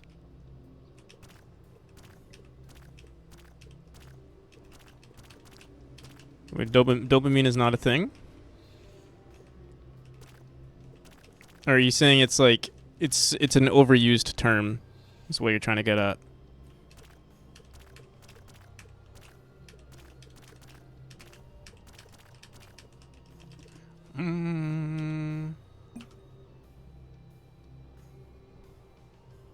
Don't download drugs in cars. That's not what I'm saying. What I'm trying to say is maybe there's something that we're not, something that we haven't realized yet. I don't know.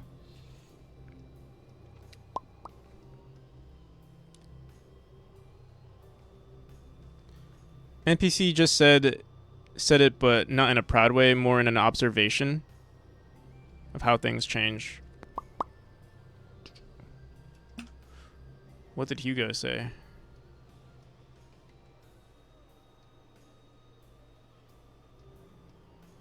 Don't think anyone has ever said, and now we have esports like in a proud.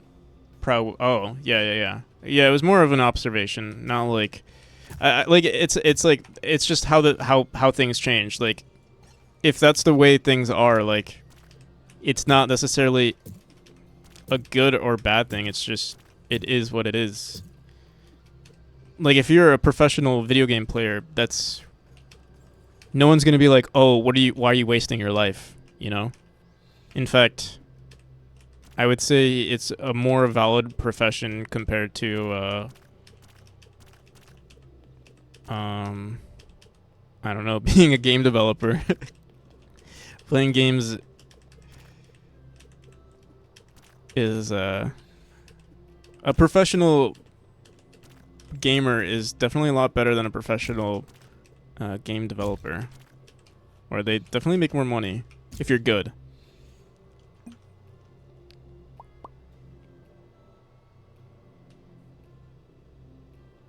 At the end, it always has the same out. Yeah, honestly, that is the outcome. It is what it is, and it's like.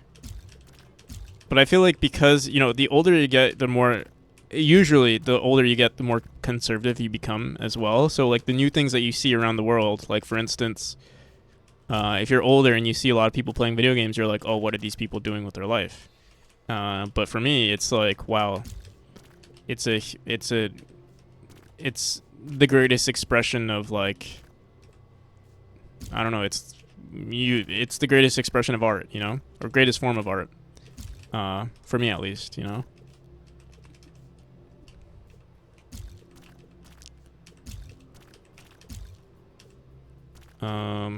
But yeah, we can expand that to like, for example, TikTok. I mean, we haven't figured it out yet, though. Like, from my perspective, TikTok is pretty bad too. But like, yeah, there might be something that I'm not seeing.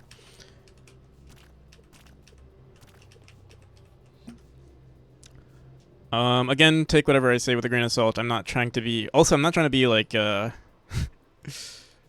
do I say that? Like,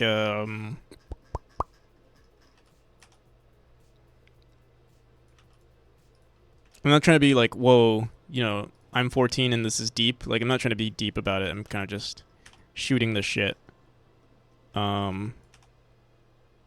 This isn't anything like, I'm not seeing anything revolutionary, for example.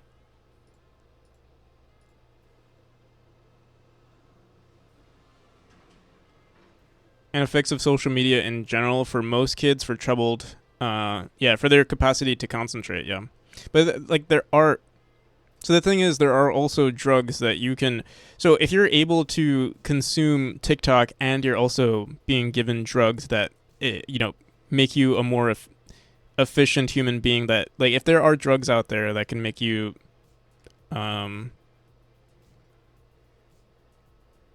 just a better suited for society, whatever that is. Like, wouldn't you just take that? Like, yeah, Ritalin, for example. Or like any sort of like imagine if there was a limitless pill and we're able to consume all of this media, and we take these drugs and we drink caffeine, yeah, for example, yeah, coffee too, and we're doing all these things, and like, is that a bad thing? I would say that's good, because one, it's also like a social thing, right? Like, being able, like, there's one thing that I feel like there's one thing that you're missing out from. Like, if let's say you're a kid and you're, again, I don't want to sound like, I don't want to make any claims because I really don't know enough about the topic. But like, if you're a kid who doesn't use TikTok, you're kind of you're almost becoming a social outcast at this point. Like, it almost makes sense as a kid to keep using TikTok, because then you're not you're not with the times. It's the same as like not having an iPhone, or a smartphone in today's age. Like, if you don't have those things, you're an outcast. Like, people are gonna look at you weird. And it could be the same thing with TikTok.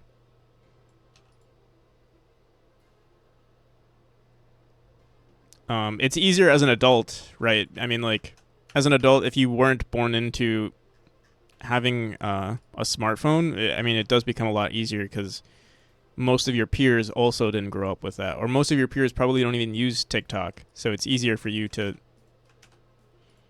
ignore it. But for like the modern human, or the modern for the next generation of humans, you kind of have to use it if you want to at least socially survive in like at least in a first world country. I don't know what it's. I'm also speaking from the perspective of from someone in the United States.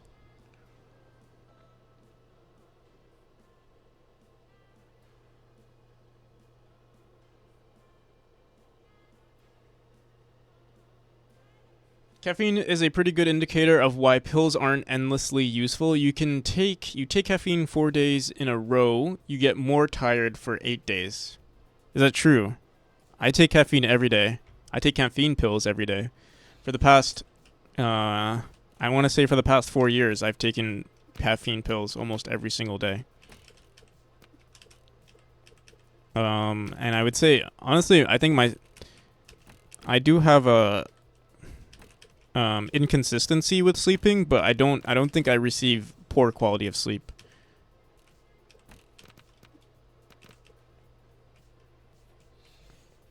I would say like I'm usually well rested, but I also have um you know the freedom to not be bound to a certain schedule. Damn. I love having these conversations, but usually the game dev ends. I don't do anything. I need to figure out like something to do while we're having these conversations that isn't like active brain work with level design. Because yeah, we were working on this room and I completely ignored it. And if I've missed anyone's message, just ping me, copy and paste it, whatever you have to do. Boom, boom, boom, boom, boom, boom, boom, boom, boom. Honestly, this is not too bad. It is easier, and it does subtly teach. But the issue, oh yeah, this works out because you can't. Okay, here, what am I trying to say? You still have to hit this, then you hit this, and then you can't go onto that platform until you hit this spring, then you hit this. Let me just see. How difficult is it? Fuck. Yeah, I mean, you die right away. Is there anything we can do to...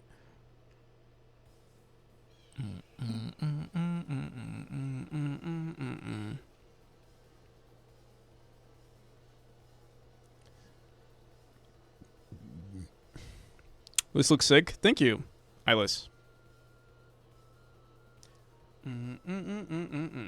Routine caffeine pills focus you for a short time, but the time before and after you'll be less focused and more drowsy until your levels rebalance. And the whole time you're out of balance, you probably grow weaker on account of all the side effects. What are the side effects?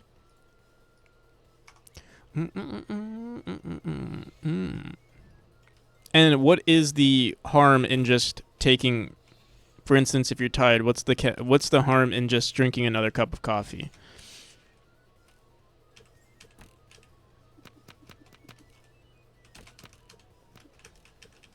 Actually, I hope you don't say anything that like.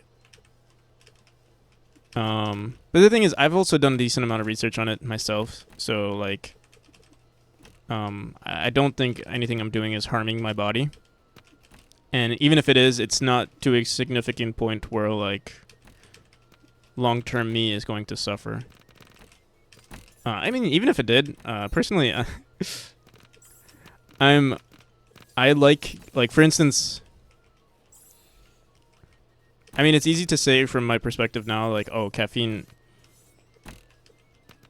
I'm not going to complain, even if it had a negative effect on me. I mean, I've gotten so much done because of caffeine, so it's not like... That accrues interest, and both that you have to pay back.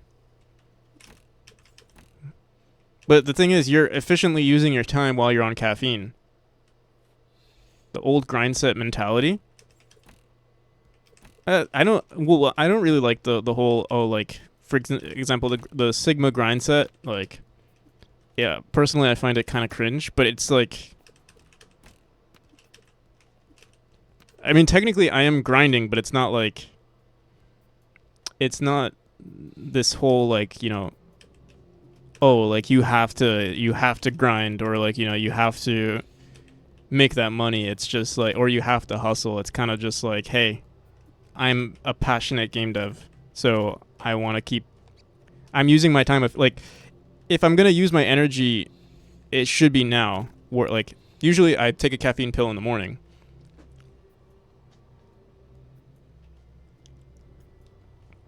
And that's also when I do game dev. So it's better it's better that... Okay, here's a easy way to put it. It's better to be at 100% while I'm working than to be at 80% during my entire day. Or it's better to be at 100% while I'm working than to be at 50%, throughout the entire day. Like, why does it matter to be at a higher percentage when I'm, for example, making dinner? Like, there's no point. At least that's how I work. Or like when I'm playing video games, like I enjoy video games, but it doesn't need my full 100% concentration late at night. Do you find concentrating on stuff to be harder without coffee? The thing is, I haven't worked without coffee in so long, so I wouldn't know.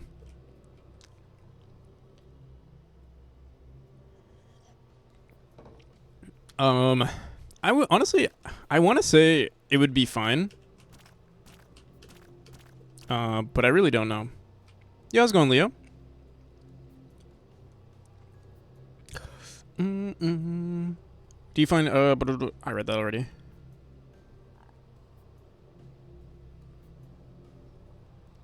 It feels a bit strange to make positive claims. I don't think anyone's making positive. This is all, I guess.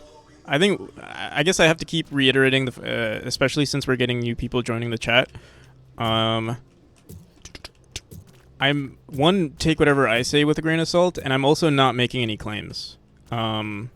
It's all subjective. It's all what's it called? What the hell you call it when it's like not fact, but based on a personal account. Fucking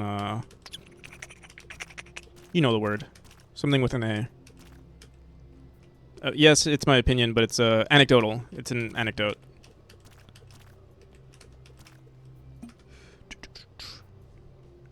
Drinking coffee makes NPC read the chat less. Maybe.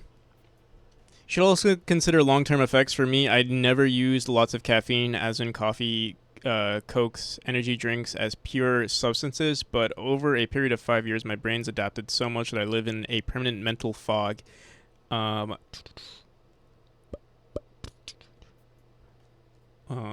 brain's adapted so much I live in a permanent mental fog and feel motivationally sluggish without caffeine. Just 25 milligrams twice a day is enough to keep normal motivation up. More than that, and I'll build up tiredness. You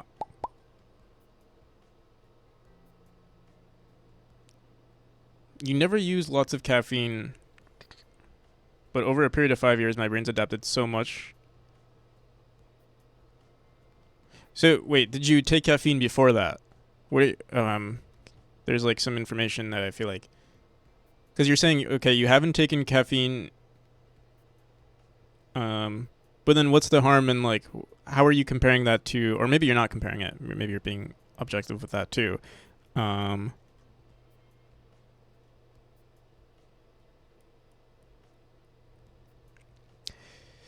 He said he hasn't tried working without caffeine. Did I mishear that? I mean, I never took, like, for instance, I never took caffeine pills in high school or drank coffee in high school. Taking caffeine pills and drinking coffee? Oh, yeah. I mean, it is what it is. That's like max 400 milligrams of caffeine per day, I would say. How's it going, Mini Shampoo?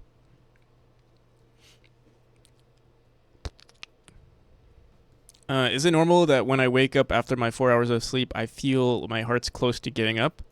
I have a hard time breathing, and I feel like I lost tons of blood. I've never had that feeling, so I don't think that. Well, for me, that would be very strange if I felt that waking up, Juho. Yeah, I would say maybe. Have you spoken to a doctor about that? Personally, I hate the smell of coffee. It's always those one teachers who had coffee smell in their breath. It stinks. That's weird. I love the smell of coffee. Or the smell of, like, brewed coffee. Not necessarily coffee breath. Because, like, coffee breath, I feel like, is just a combination of someone's breath and coffee.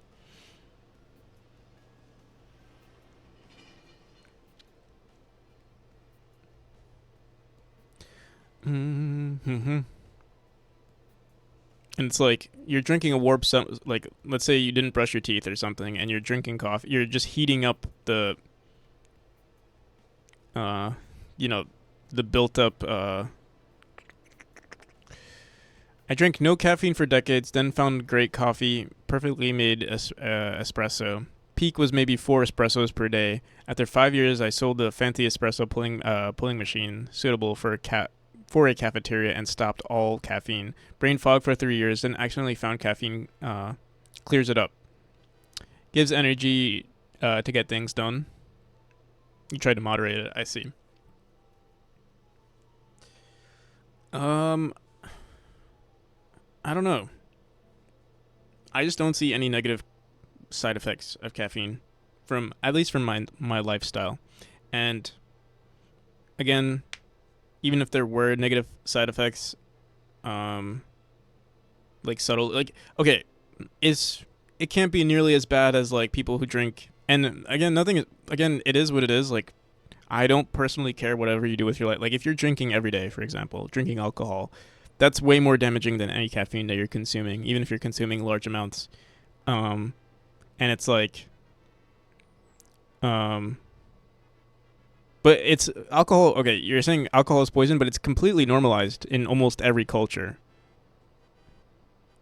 What do you do?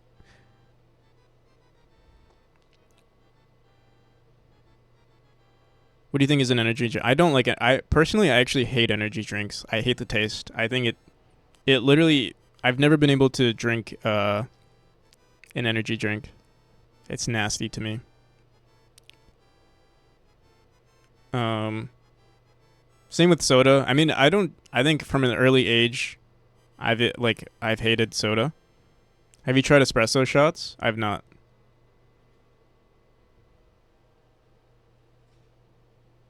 Um, but yeah, like there are so many worse things in life.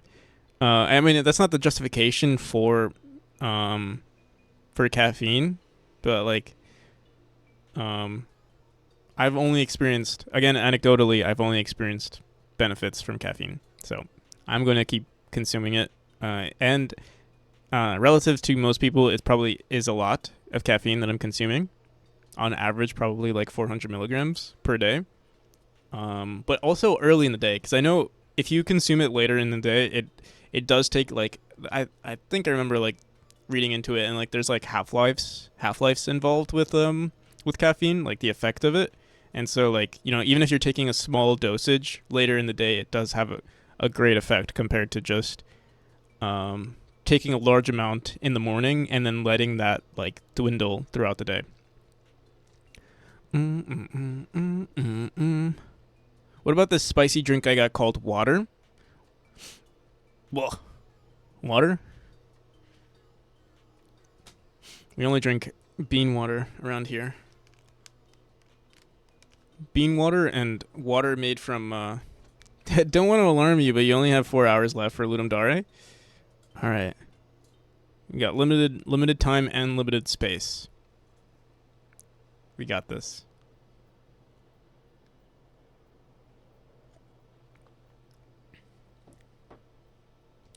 I feel NPC, although he doesn't look back at this in the future and say, why was I not a playable character? Who could dump all the coffee? Wait, what?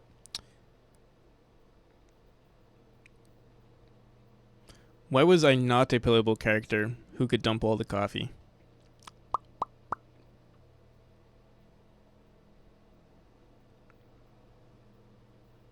The large amounts and small amounts affect different parts of the body in different ways. You're made up of you're made of billions of animals, and they're all different. True. It's not wrong.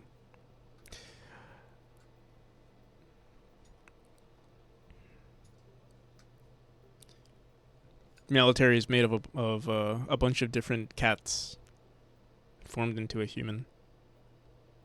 NPC working on Ludum Dare? Nope, I am not doing Ludum Dare, unfortunately. But if I did do Ludum Dare, I'd probably make a game about limited hard drive space. Something very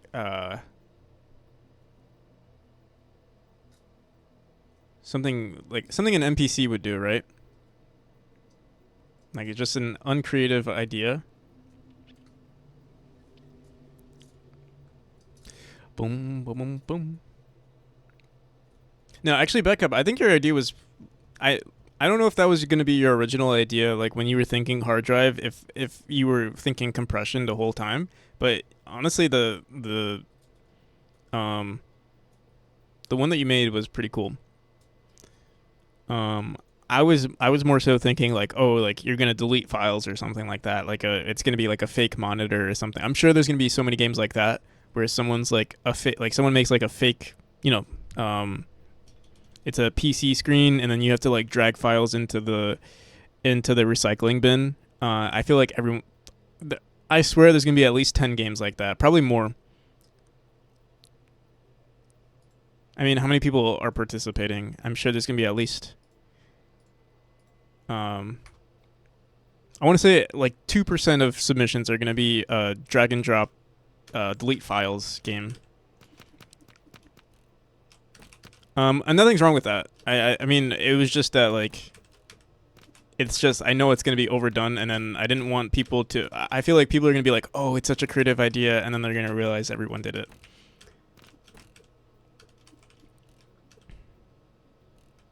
You can still make it fun. Yeah, that's true too. But yeah, it's kind of like how for the last, what was it, GMTK, like everyone was making a battle royale themed game. It's just such a wait. What the hell? Did I see this correctly? Did I activate this?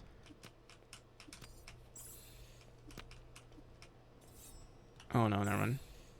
Battle royale. Yeah. It was just like such a common theme, or no, it wasn't that. It wasn't that common. I mean, GMTK was a huge jam.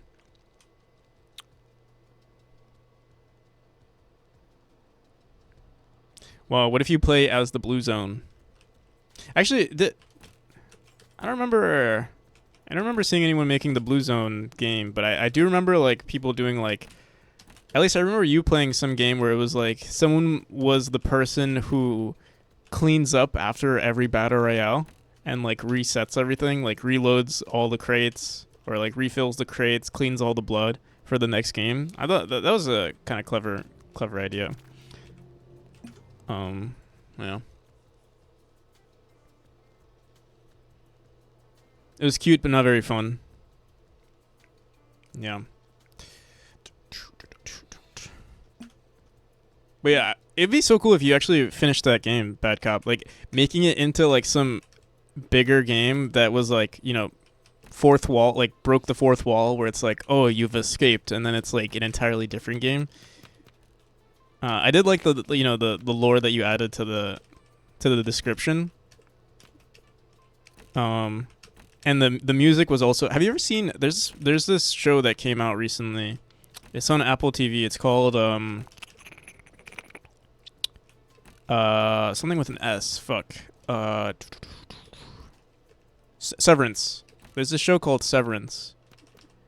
And it's kind of it's sci-fi, and it's like there aren't too many questions that are being answered, but it feels like the same thing where it's like almost as if there's an AI takeover. Like they haven't told you anything, but like it feels like there's an AI takeover, and humans are put to work doing like random tasks that a computer could have easily done. Without giving any spoilers.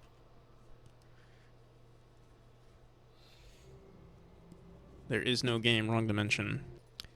Yeah. Alright, so I think this room is good enough now. We didn't design any new rooms, but at least we updated. I think this was the worst room so far. Or like it just didn't teach the player that much. This one is also pretty bad, and so is this one. So is this one. This one's decent. These are decent, but I think they can be improved in some way. Boom, boom.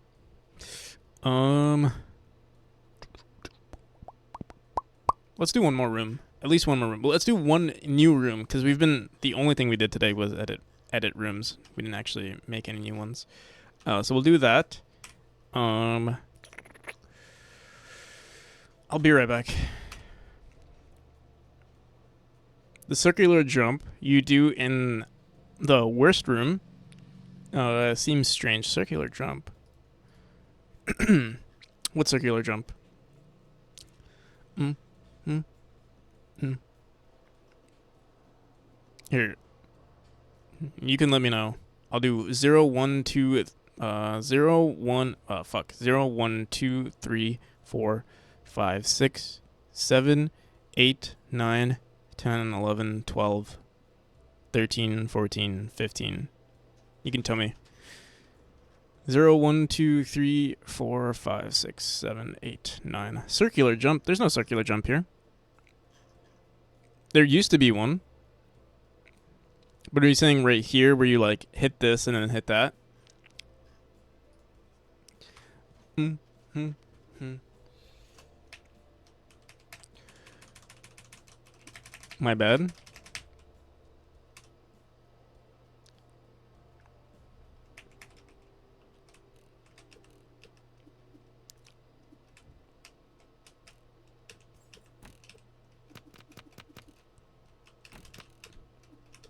I don't know. I mean, it is kind of generic, but what's bad about it?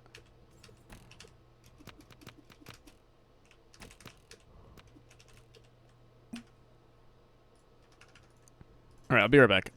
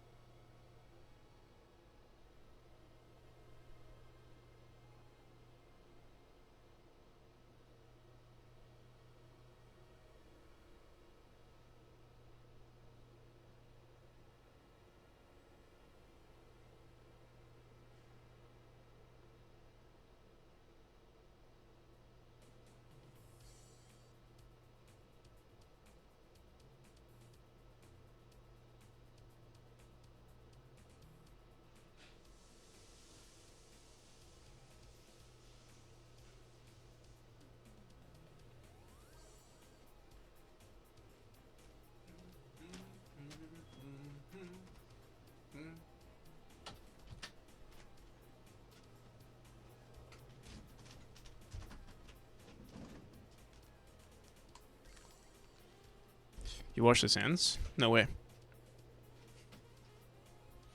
Might seem so generic. Might just seem so generic. It's unmotivated. Yeah. Um. Damn.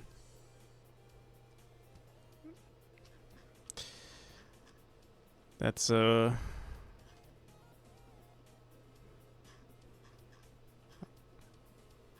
sucks for me.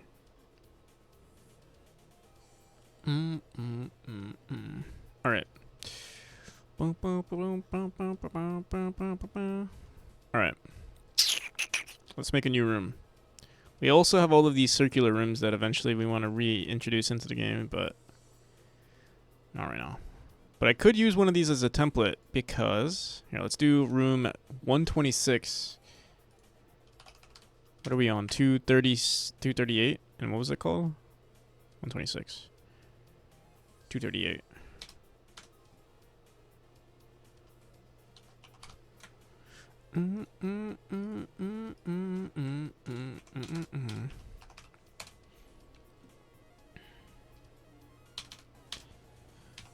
Bum ba-dum, bum bum bum.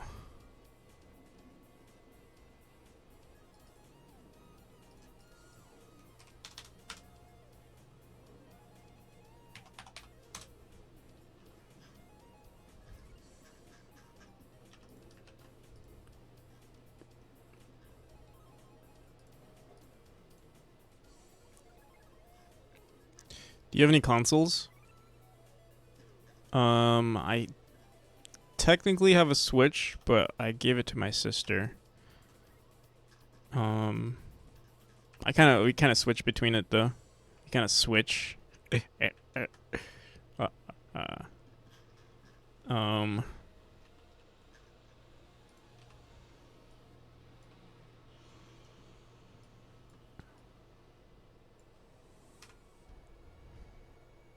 Didn't see that one coming. Yeah, the old switcheroo. Oh god. Will you play the upcoming Mario? Probably not.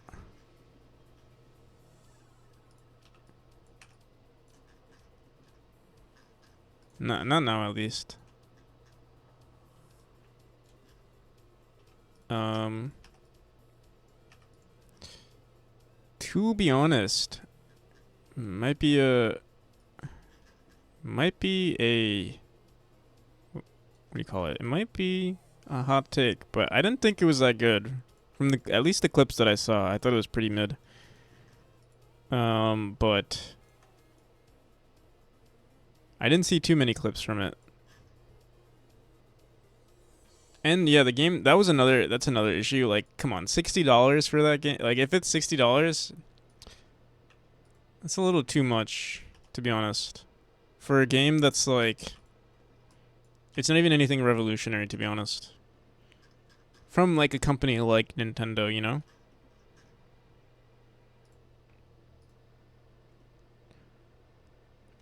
Boom, boom, boom, boom, boom, boom, boom, boom, boom, boom, boom. For Mario, but again, for Mario, still feel like that's not enough for me.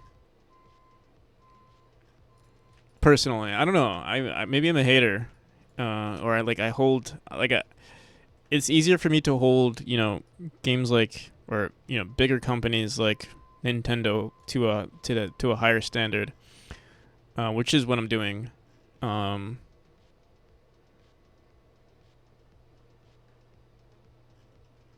But yeah, I haven't found anything impressive from Nintendo. I guess besides, I haven't played the new one, but t- uh, Zelda was pretty good.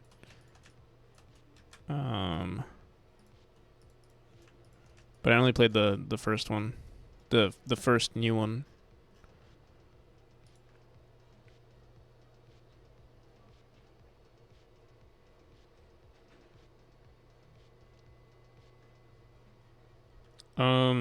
When I'm a rich corrupt judge, I'll be playing Splatoon against Japanese elementary schoolers and buying all the DLCs. You're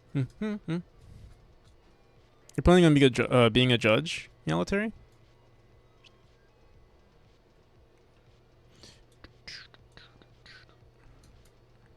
Was away for a while. Maybe I missed your reply to this. If you um, if you don't see any negative side effects of using caffeine, then why can you easily get by without it, right? Then you can easily get by without it. The cost and cost a significant side effect. Though, so you're saying, okay, what you're asking is like, if I don't see any negatives, why don't I just not use it and then like see if I experience any negatives? I don't use caffeine. It, like, for instance, if I'm not working on anything, let's say I'm visiting family, I don't use caffeine at all. I mean, I do feel normal, I would say. I don't remember ever feeling like groggy.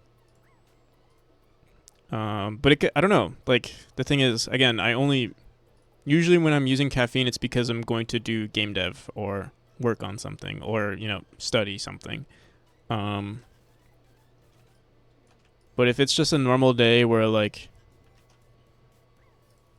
I don't know, like I'm going to visit friends or just hang out with people, I don't use it. Bum, bum, bum, bum, bum. Why not? Seems easy. Do you have school? No. If I did have school, I would use caffeine though. Again, the whole point is like, I don't see any negatives, and even if it takes away from later on in the day, like already when I'm later on in the day, like if it makes me more tired, I think that's an argument that some people say, that some people use, is like, oh, it's gonna make you more tired. Like it takes away from your energy from the future. But it's like, well, I'd like to have less energy, towards the night anyway. What do you do for a living? I do so. I mean, financially, I'm not struggling. I have a decent amount of money saved, and I live with family. And my bills are pretty low, so I can do this for a little while, or a decent while, before I have to work. Well, the whole plan is to do this to make game dev work out.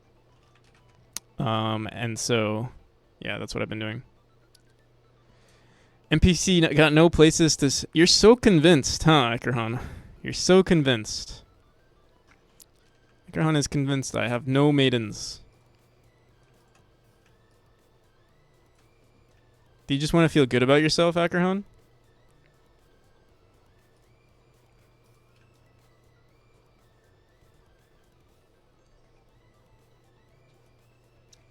Mm-hmm.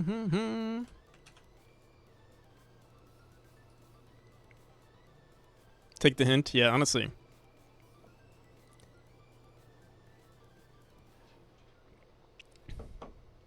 A running gag? Is that some sexual term that you've created for yourself?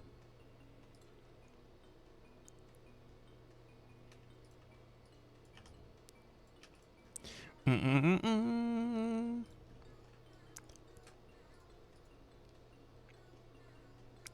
Mm-mm. Bow, bow, bow, bow, bow, bow.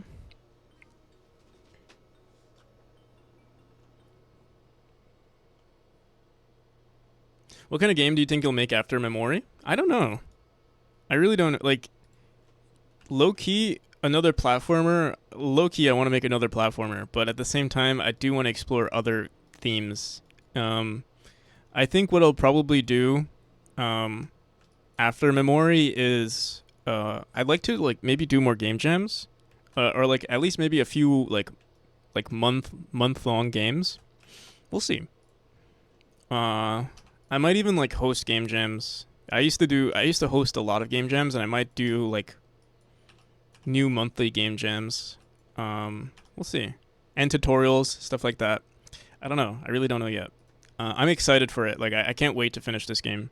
Because obviously the windows, windows of opportunity just will be at my feet.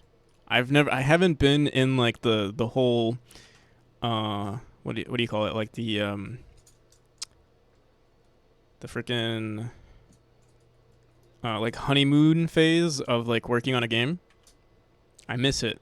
I'm so tired of looking at the like. I mean, I like the game. Like I like looking at the progress I've made, but I'm so sick and tired of looking at the same game over and over again. I want to work on something new, but I also want to work on this. Like I think I'm really good at making a platformer. That's the only issue, is that like my skills have. It's only been a few years, but like I feel like my skills are super optimized for making platformers.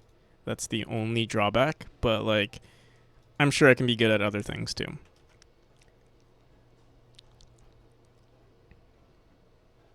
And I think this was the perfect game. I think this was the perfect first game because I've learned so much. So even if we do explore something else, I think we'll be much better at it anyway.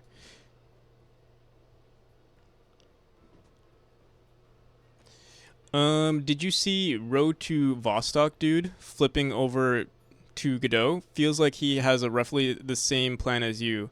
Make the initial game to make a living as an indie dev, and if you haven't seen RTV vids, definitely give him a follow. Road to Vostok. I'll check him out. Hour-long vids about design considerations of the game are definitely no TikTok content. Road to Vostok. I'll check him out. Oh, he's a much more popular YouTuber though. Road to Vostok. So this is his main game, I assume. Made in Unity, but wants to switch to Godot, you said? Is he converting his entire project to Godot? Um, I feel like that's a bad idea if that's what they're doing. Oh, wait. I feel like you've posted this before. I feel like I've seen this exact thing before. Or I've seen this. Road to public demo.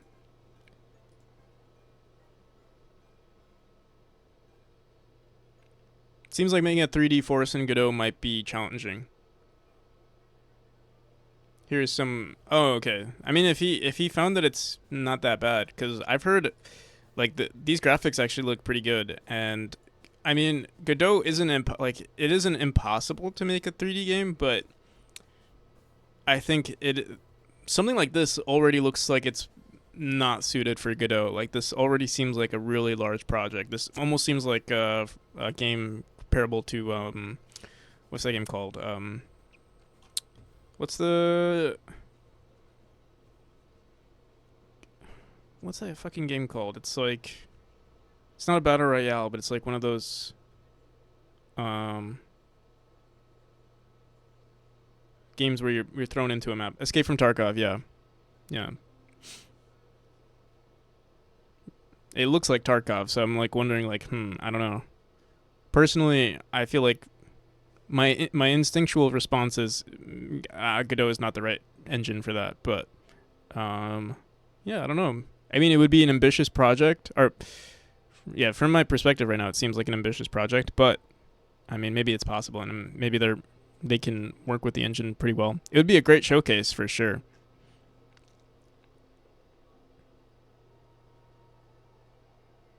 He's really determined, follows through a plan, and transparent about the whole process. That is pretty nice.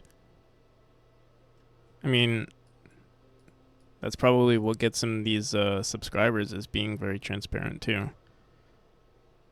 Love that you put your faith into Godot. We'll have to look at the video.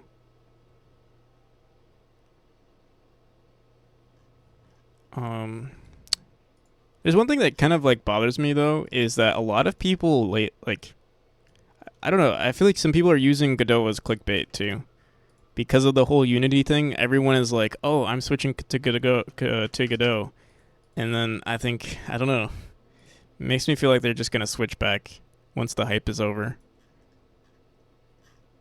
I'm not saying that this person is, but it feels so strange that every like streamer, every YouTuber that I've been seeing is like making this Godot clickbait lately. And I mean, it's a good look for Godot, but it's like a bad look. I don't know. It could hurt Godot in the long term, because people are also complaining about it too. Especially people coming from Unity, like, and I mean, personally, I don't think anything's wrong with Godot, but like I don't know, the workflow is a lot different from Unity, and a lot of people are complaining about that, especially if you're a more seasoned game developer, because it is a weaker engine compared to Unity, and it's like, and they're going to expect, they're already so seasoned that they need like these powerful elements of an engine that Godot doesn't have, and then they're gonna flame it, for no reason, even though you should have looked into it before you made the switch. Just out of haste or because it's fashionable now, the video linked is about his considerations before the decision to jump over. I see. So then that's fair enough. Again, I wasn't trying to call out that person, but I don't know. It seems strange that so many people are switching over to Godot. Obviously, I mean, I get it, but I feel like some people are switching for the wrong reasons. Because if you're already used to Unity and you want something that's just as powerful, maybe you want to switch to Unreal instead. I do want to be.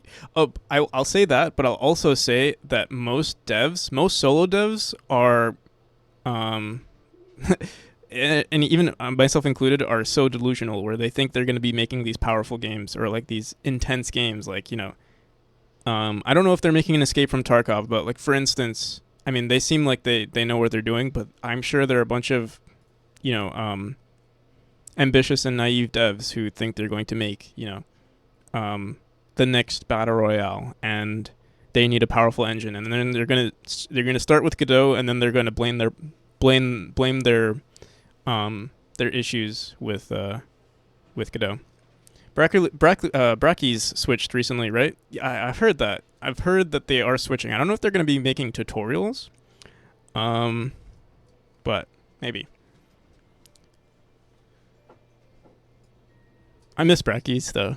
It would be cool to see their tutorials, but honestly, I think there are already so many there are already so many good Godot tutorials out there.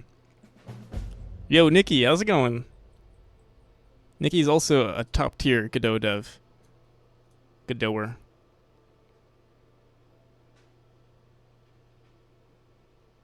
I mean, devs making Unity. Of course, he loves devs using Unity. Kebab Skull is deving FPS in Godot streams these days. Some today, yeah. I've seen. I thought Kebab Skull always used Godot, or maybe I'm misremembering. I wouldn't claim top tier or anywhere close to it. I mean, we're a pretty small community anyway, so I would say top tier in our small little bubble of the internet.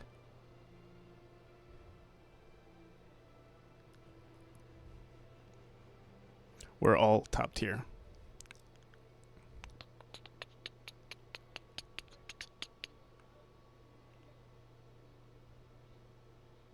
Yeah, I don't watch Kebab Skull either, or not. I've only heard about him recently. So, but I feel like I've seen a few streams of him working in Godot, but again, I don't watch him nearly enough. All right, so let me try.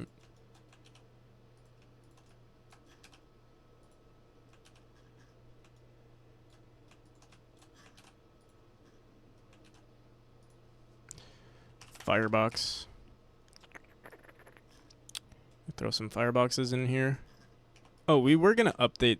We're probably gonna do this tomorrow. Actually, I think it's we'll do level design, one more level today, and then we might even do 2 more levels today, and then tomorrow we're gonna work on updating this mechanic. He's very relaxed, but also quite focused on the game, not on the chat, which is interesting on its own. Honestly, I wish I could do more. I wish I could do more of that. But maybe that's also part of the reason why I don't watch him nearly as much. Is that I don't know. Maybe I have this expectation that like streams are supposed to be entertaining. But at the same time, he's getting more work done. Like I feel like, and I don't do it intentionally. Like I'm not trying to, appeal the chat, but it just happens. Someone just has to say something like, "Oh, hey NPC, what's your opinion on the so and so?" And I'm just like, "Oh, what the fuck?" Oh, never mind. And I can just go on a rant, which is, I mean, it's fun, but it's also very distracting. But it could also be beneficial in the long term because it's like, it makes game dev fun for sure. I definitely don't regret it. Interaction is important. Yeah, I mean, I know some devs who don't really interact nearly as much, especially if you're a popular dev. Like, Kebab Skull also has way more views a lot of the time. Same with like certain streamers, like, and it even happens here sometimes too. Like when too many people are spamming the chat, not spamming, but like too many people are typing. I just can't read all of it, or like I will definitely miss something, and then someone might take offense to it. Like they might think I'm trying to ignore them. When I'm not. I'm just smooth brain and can't read fast.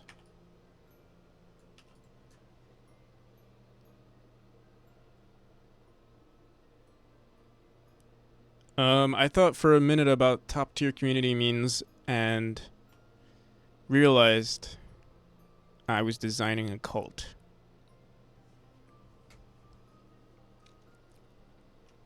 Designing a cult. You're trying to make a cult now? You're trying to be a judge and design a cult and make a cult? It's gonna be. Are you trying to create your military of cats? I know you have a very particular design goals for movement and memory. However, planting a vicious seed here. How about adding 3D for some sections of your game, like pressing a button to move deeper in the Z direction and getting back to a normal distance. And getting back to the normal distance. Perhaps could be introduced as a cheating path for sections too hard for non-perfect players, but could also take longer, so discouraged for speedrunners. I see. It wouldn't be a bad idea. It would be hard to determine like what's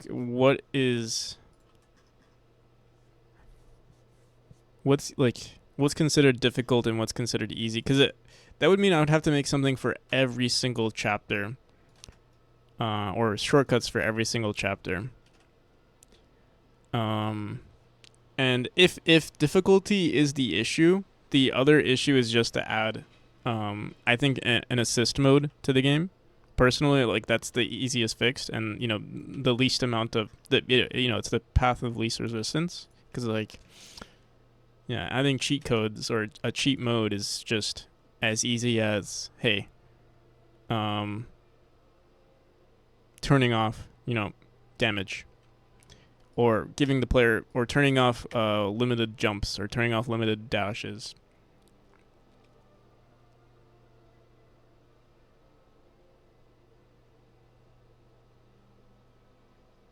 Your former President Trump. I'm gonna get weird ads today. Yeah.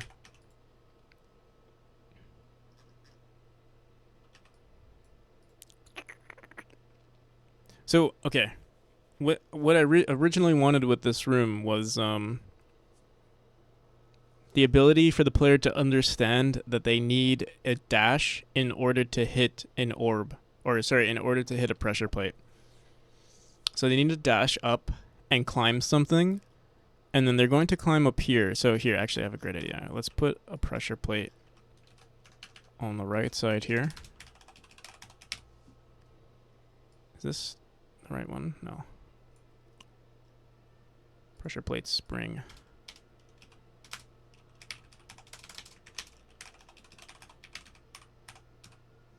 What the hell? Why is there a script here, but there's no...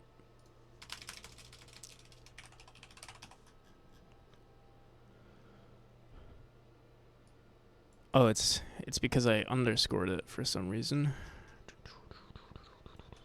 There we go.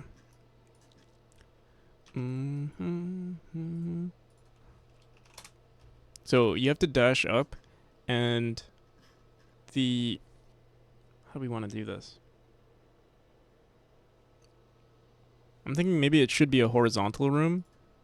So we'll do something like...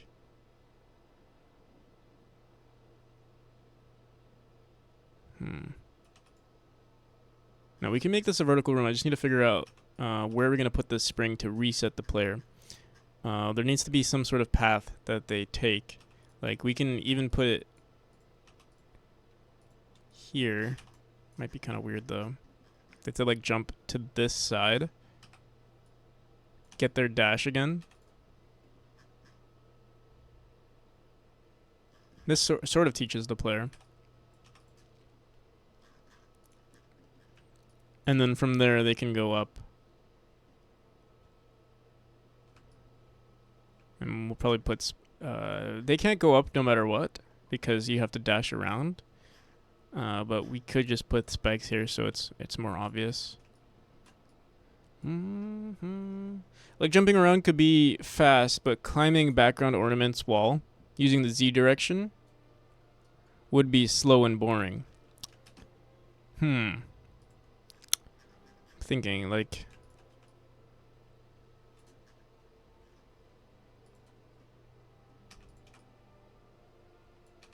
So we could actually do something like that. It's something that actually made me think, while I was playing Grumble's game, don't tell him I said this. But I was thinking of also adding, like, right now you can climb the walls no matter what. But I was actually thinking of adding something like vines that you climb instead. Um, because honestly, like climbing in my game is almost it's almost not even needed. So adding certain rooms like vines or ornaments, whatever you want to call it, in the background wouldn't be a bad idea. 238.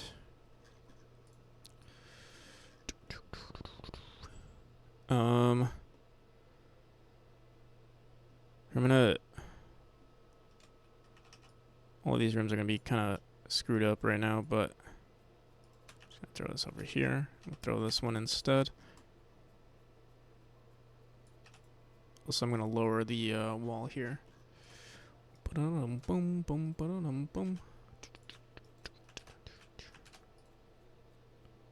do you mean climbing is not needed?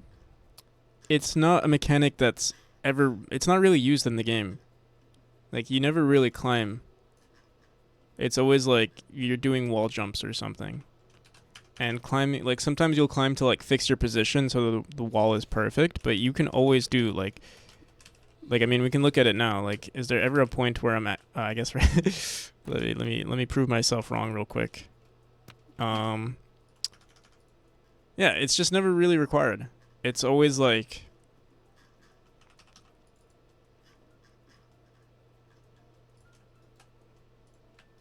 it's something that you can always beat the what am I trying to say? You can always beat the level without having to climb. For the most part. Don't remember. But it's still very useful. Yeah. But I could easily remove it from the game and not have to worry about it at all, or at least add it to certain areas of the map where if we decide, hey, we want. So the issue originally was that people weren't climbing enough, or they weren't pressing the climb button. But what I could do is just make it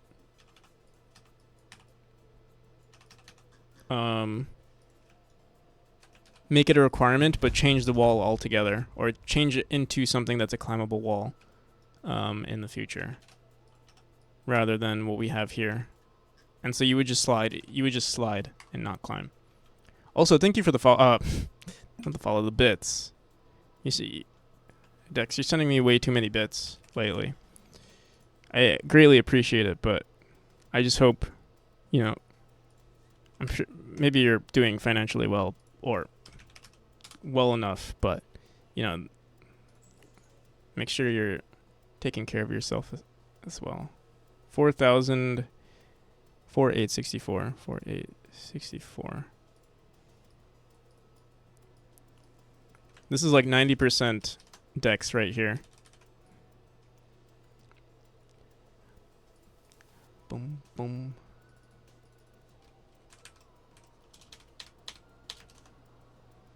You love games. Well, the game is a lot cheaper than the bits that you're sending. Will be a lot cheaper. In fact, it might even be free for you. Like, considering the game is free for people who watch my stream, or like there is like a reward that I have, a channel reward that if you just watch my stream you can get it for free. It is a lot, like it is 100k, but I do stream a lot, and I'm sure, like, again, if you really like, if you can't afford the game, definitely don't mind giving it to anyone here. That 2D node that you use as the root of the auto tile decor objects keep the tree in order? Yes. I guess you can say that. I mean, it's not necessary, but I guess that's what I use it for.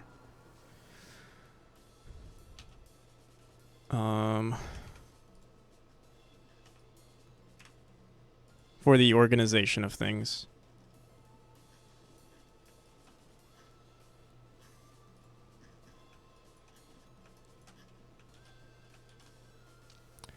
Boom, boom, boom, boom, boom, boom, boom, boom.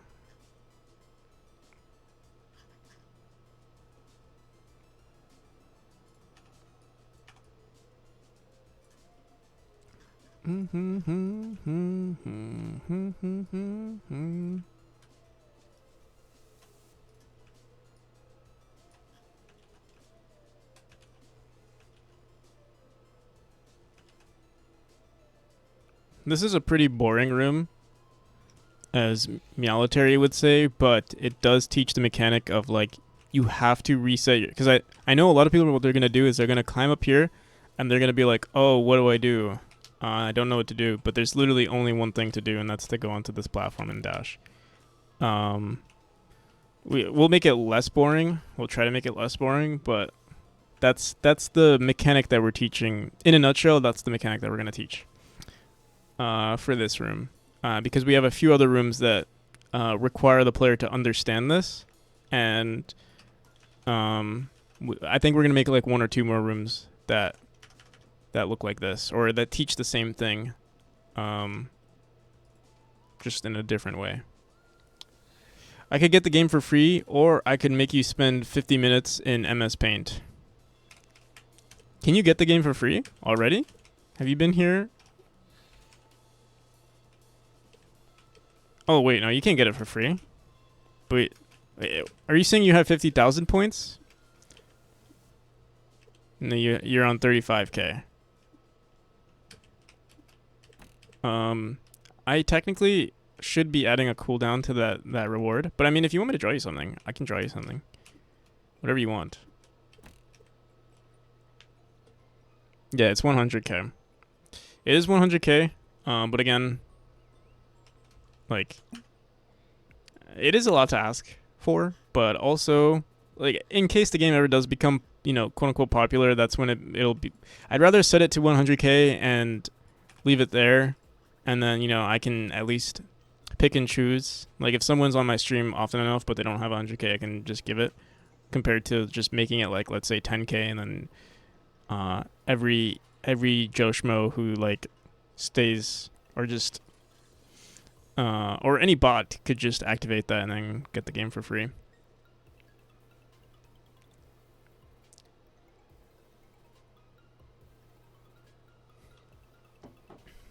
Ten times 5 is equal to 50.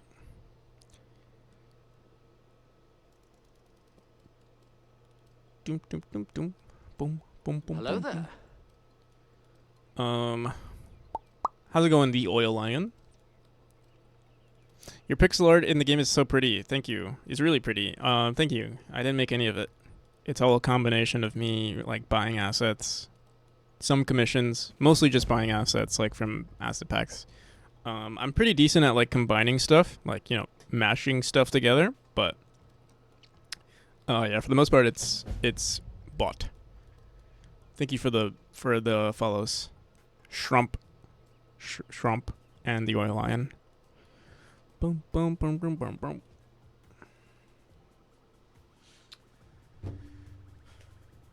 Make the levels that punish the player if they don't know some movement mechanics as well. The thing is, especially in the earlier levels, you don't want to punish the player. You can punish them later on, but punishing them too soon is just discouraging.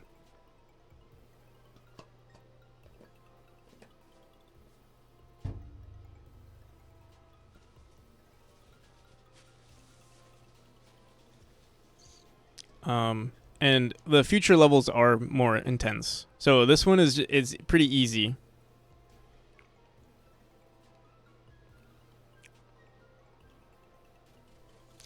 If nobody said, programmer art is usually squares and lines. Also, what is programmer art? Technically, programmer art is, like, usually art made for your, like, it's usually placeholder art, placeholder assets. So, like, hey, I'm gonna make a player sprite, so let's just do some. Let's just do this. Like, this is our player, and then we'll add. This will be our sprite for now. That's programmer art. Okay, good.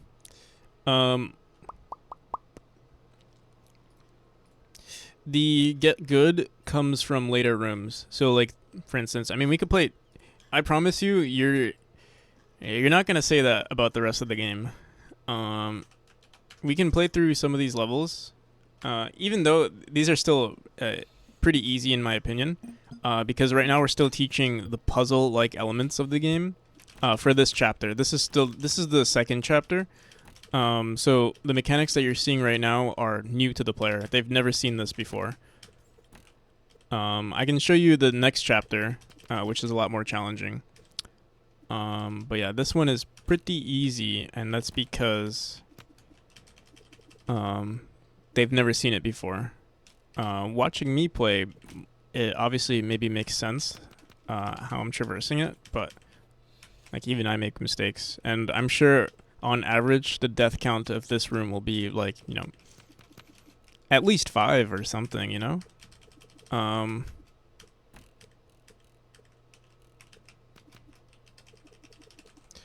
yeah. It is easy on the surface, but here I'll show you chapter 3, for instance, which is very challenging. Bum, bum.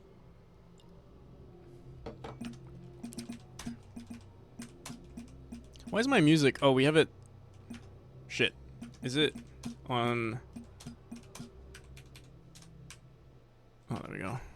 Sorry, I listen to those sounds too often for me to enjoy them. Also, I'm not proud of them. I think they can be better. But yeah, usually the first rooms of every chapter are very easy. Even these, I know people who have struggled with this room in particular, because diagonal dashes are maybe not as, like, for instance, a lot of people don't know to do a diagonal dash on top of this eye. They always do this, where they do this. Well, oh my god. They don't do that. They do this. And then they don't know what to do next. And then they think it's a design issue. I know people who have gotten stuck here. So it's not their fault. It's the fault of the designer that they didn't teach it properly.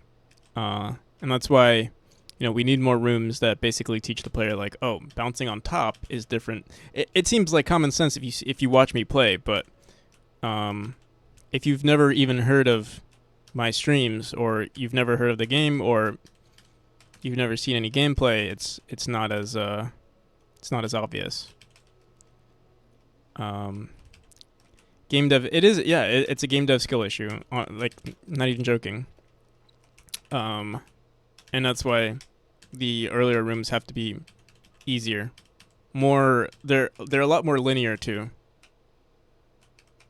Directional jump is a foreign concept. It's not a jump, it's a dash. We have jumps in the game too.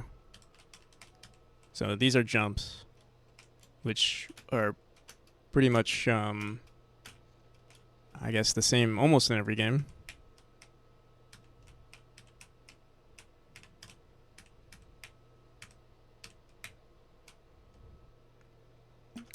Also, as a player, why would you start playing precision platformer and expect it to be easier? And expect it to be easier than Super Mario. Players aren't, like, the thing is, I don't know. You're gonna get a lot of entitled players. That's just how it is. And I don't want people to complain. Like, it's very easy to confuse difficulty with just bad design.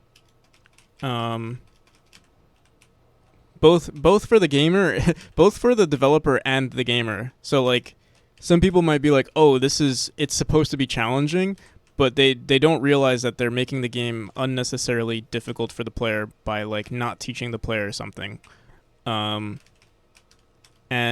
they're like, oh, it's supposed to be a challenge, but at the same time, they could have just taught it. They could have just made an easier room before, or an easier mechanic before. And then no one would complain. And then the other thing is, you can make a challenging game, and for instance, if you like indie games as a you know, like a gamer, and you like just random indie games, how you hold a game to a, like, or okay, if you're into AAA games and then you download an indie game, you're gonna hold it to the same standard that you hold AAA games. So, like, I don't know, any subtle thing that's wrong with your game, that's wrong with the game, they're gonna hold against you. So you got to make sure you're not making any of those mistakes, those design mistakes. As if polishing your game wasn't hard enough, you also have to consider how the player is going to experience your game, especially if you've never, especially with like precision platformers. Just because it does require way more playtesting compared to a game like, I don't know, like any sort of even roguelites can be difficult to playtest or like balance. We were just talking about Kebab Skull, and I feel like a lot of people maybe held their game to like a huge standard, or to a higher standard, just because I mean it is an indie game and it's like not nearly maybe as balanced as, let's say, Enter the Gungeon or something, you know. Even though that's another indie game, but like there are just indie titles that are much better than other indie titles, obviously. The game standard is AAA games. That's yeah, it is a low bar. But what I mean by like, there are some things that AAA's do right, and that's like one of those things are probably like, you know, graphics or sounds or, you know, stuff like that. For example, oh, your game doesn't have I'm trying to think of a good example of like something that a AAA does that usually indie games don't do. That the typical consumer would consider a, yeah, it's got great aesthetics, and I know people who, like, for instance, I know people who just don't want to play pixel art games. I know people who, you know, they just don't like it. And whatever. I mean, you're entitled to your opinions. They might be wrong opinions, but you know, you only, like, for instance, you might only play 3D games, which is fine. And let's say this game got good reviews, but you know, you already don't like 2D games. That's already one thing. So like, there might be one little thing that's wrong with the game, and then that's it. Like, you're already going to uninstall, return the game, give a bad review, etc., etc. Especially if you're posting on Steam. Like, if you're releasing a game on Steam, people who give reviews are going to be, you know, ruthless. Like, it doesn't matter. Like, you don't. It kind of sucks that you low key have to sell out, but I mean, that's just the way it is. You're competing against the quote unquote big dogs. Not even the big. I mean, there are even AAA's are. Sorry, even indie games are the big dogs nowadays too. Like, for instance, I mean, I know people are going to compare my game to Celeste, so that's something that I have to keep in mind of. Like, does my game flow as well as Celeste, or does it play at least decently compared to Celeste? If it doesn't, then all Celeste fans are going to say my game is shit, and they're going to tell all the other Celeste fans, hey, this game is shit. Don't even. That's actually a really good example, comparing it to Celeste. Like, I know people who have played Celeste are going to play my game, and if it doesn't play, like, it already looks like Celeste, so if I made it play completely different from Celeste, people are going to give me bad reviews because they're expecting something like Celeste. And then you're also going to get people who aren't into Celeste and are going to hate the game because it plays like Celeste. So it's like, damn, what do you do there? You have to find like that perfect balance. And as a game dev, you know, the choices that you make that you might find subjectively correct, they're going to find to be sort of shit.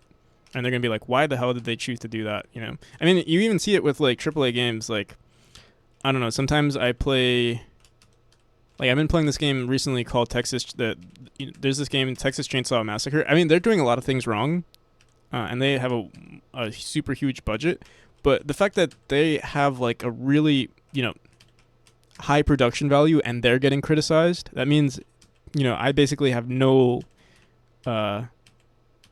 chance against criticism. Like, I'm definitely going to get someone who hates my game. That's just how it is. But you can try to mitigate that, right? And the one thing that I can do is just be decent at level design, which I think I am. Hopefully. Expectation is 90% of your perception. If you don't expect to see something, you likely won't. Yeah.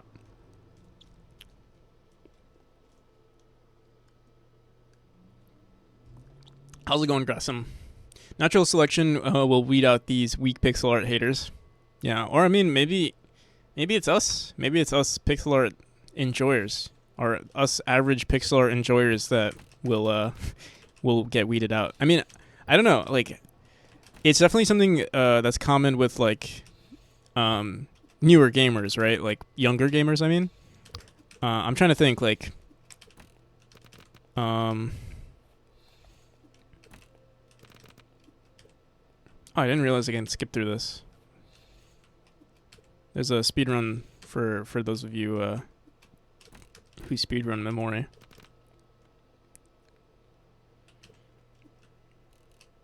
Definitely with like, I think I remember hearing my brother say he doesn't like pixel art. So yeah. I mean, I don't agree with him. I think it's it's an L take, but I don't know. He's my brother. I think you have to kind of disown him, honestly. Yeah, you're not wrong.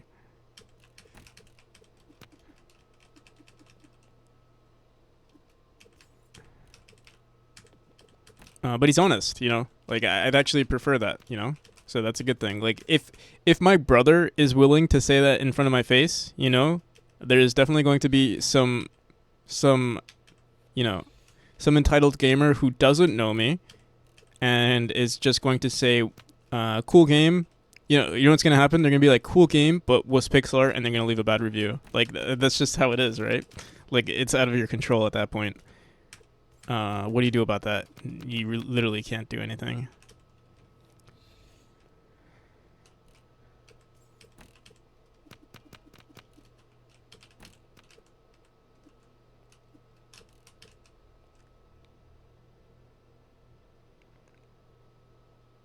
Because of the visuals, I'm not a huge anime fan, but my sister will outright dismiss anything, even with slight anime aesthetics. Yeah, exactly. Um, so yeah, I don't know.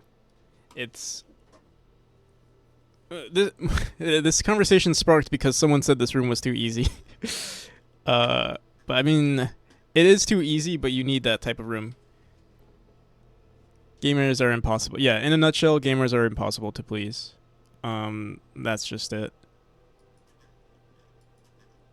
And it's the funny thing? Like another criticism that you will get a lot from precision platformer or platformers in general is, hey, I don't like precision platformers because they're redundant. They're not redundant. They're repetitive. And the thing is, it's repetitive because you have to be subconsciously taught how the mechanics work. So, like I said, we have this room, but we're going to have another room that's similar. It'll be different enough, but it will be teaching the same exact thing, in a nutshell. And yeah, that's just how it is. Like, oh wait, this is a little too far. You sort of need that because otherwise you're gonna get someone who's complaining, hey, your game is too hard, and then just return it earlier. Carrion Ka, thank you for the prime sub. Oh, right, I do this thing. Here's my token of appreciation. You get added to the credits with your prime sub. Not that it's a pay to win, but it's just, my way of saying thank you. For you to, only be immortalized in one of the best games ever. There you are. So the next update I make, Carrion Ka will be right there. Right below Ramsey Beno and Seth and Taxes.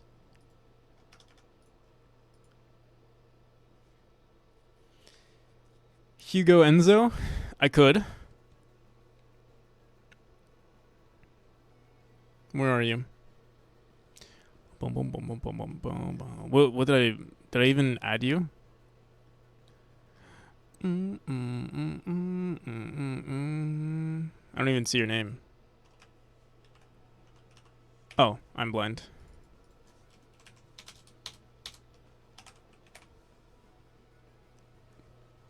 Hugo Enenzo.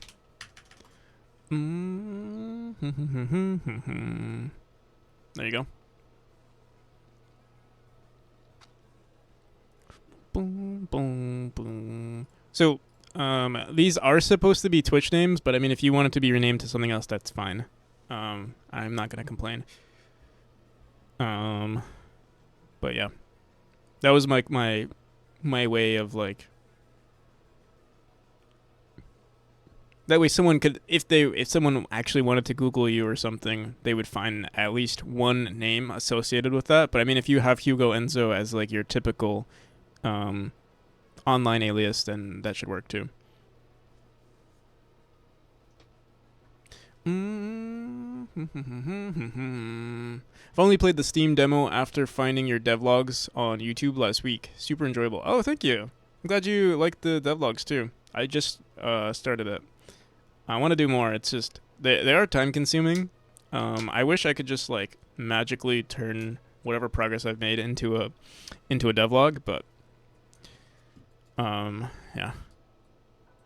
Honestly, they're not that time consuming. As also, if I keep doing it, I think we'll get much better at making them, and editing the video. I've only played. Oh yeah. Call back to the movie Death and Taxes, played by Brad Pitt and Anthony Hopkins. It's a good movie, but a little fruity. A little fruity. Is that some deeply rooted homophobia right there? Death and Taxes. The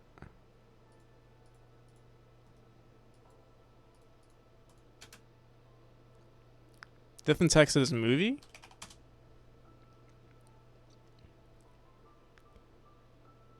Documentary?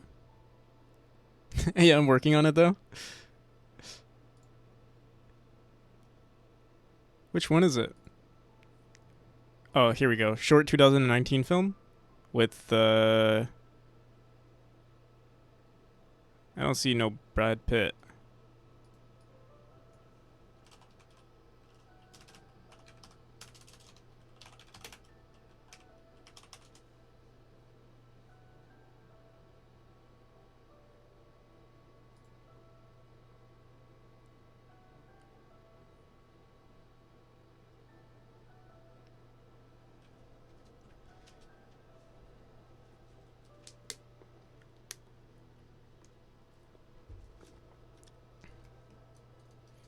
Had an older Twitch account with my name, non-student ID email attached to it, so I forgot the password to that email, and Twitch was being annoying about the account recovery.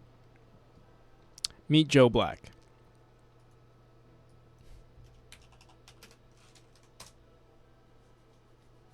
You can add it to my. Oh, didn't he die recently?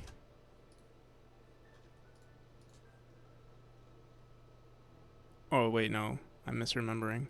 Not this guy. There's another guy who died recently. Where was it?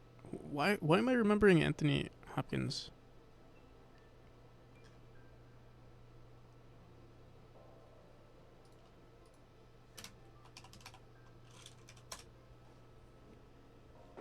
Who's the actor who played the father?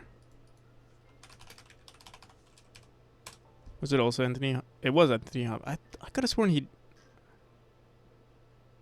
Who's the guy who played in?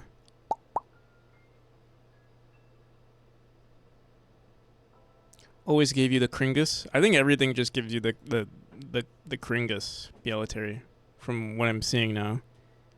I mean, you found your. So far, everything has been, hey, yeah, this is cringe. Everything is cringe.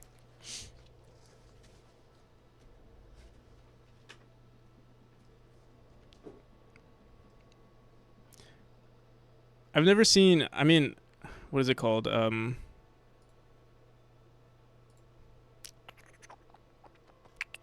Hannibal or Silence of the Lambs.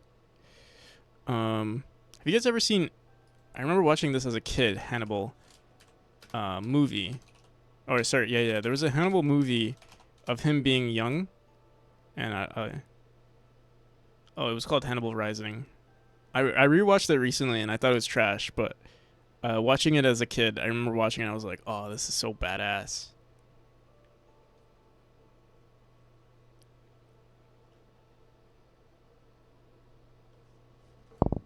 or like badass. Also like it was edgy. It was edgy. That's where I'm looking for, and I was like, oh, I like it.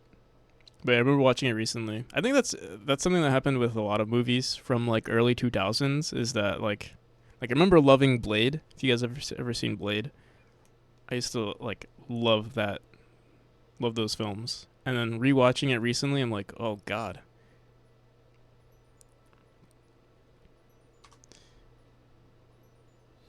Blade is dope. I mean, yeah, I'll say it is. It's like one of those. It's those like the 2009 I mean, sorry, early 2000s actions movies. Like they're all the same. Like same with have you ever seen uh what's that dude's name? The bald guy who's like he's always like the main protagonist. He's like a badass fighter. Fucking the transporter, the transporter. You know, like drives a limo or something, but he's always like not Vin Diesel. Transporter.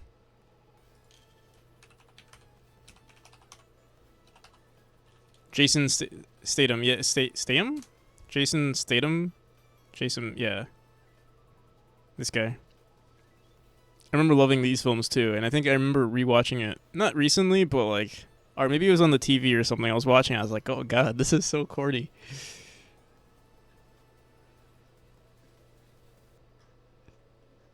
But I mean, I think it was just good for its time.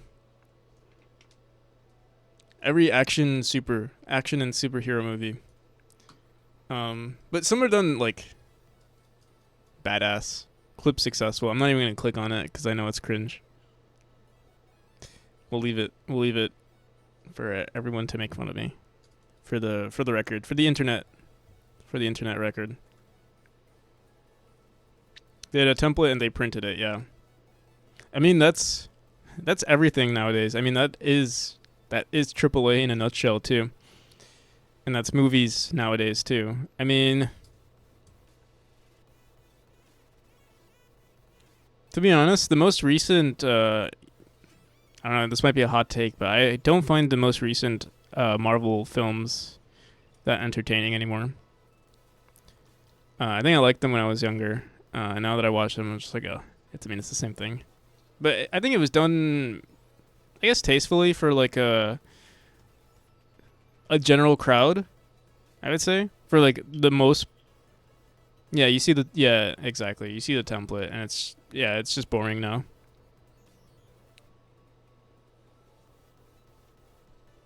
And as like a edgy, game dev, I'm like, oh, everybody likes Marvel. Let me not like it anymore. You know, that's just how it is. That's how I am too, just in general. Maybe that's why I like indie dev, because it's like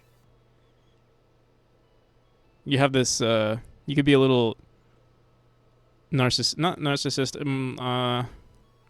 What's the right word for it? Like, yeah, I guess narcissistic, or no, that's not the right word. Kind of like you're too good for AAA's, you know? Not to say that I don't play AAA's though. Like I'll still play something like I mean, I play a lot of Valorant. But it's different.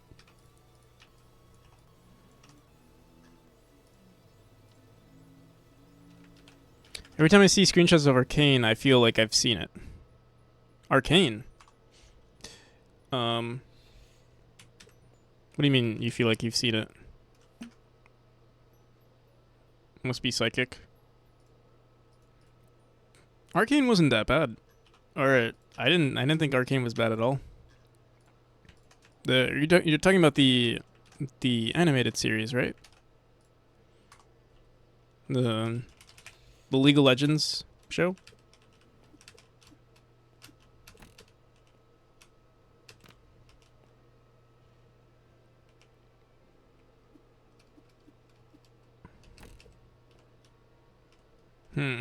Alright, so obviously you can't make a wall jump there.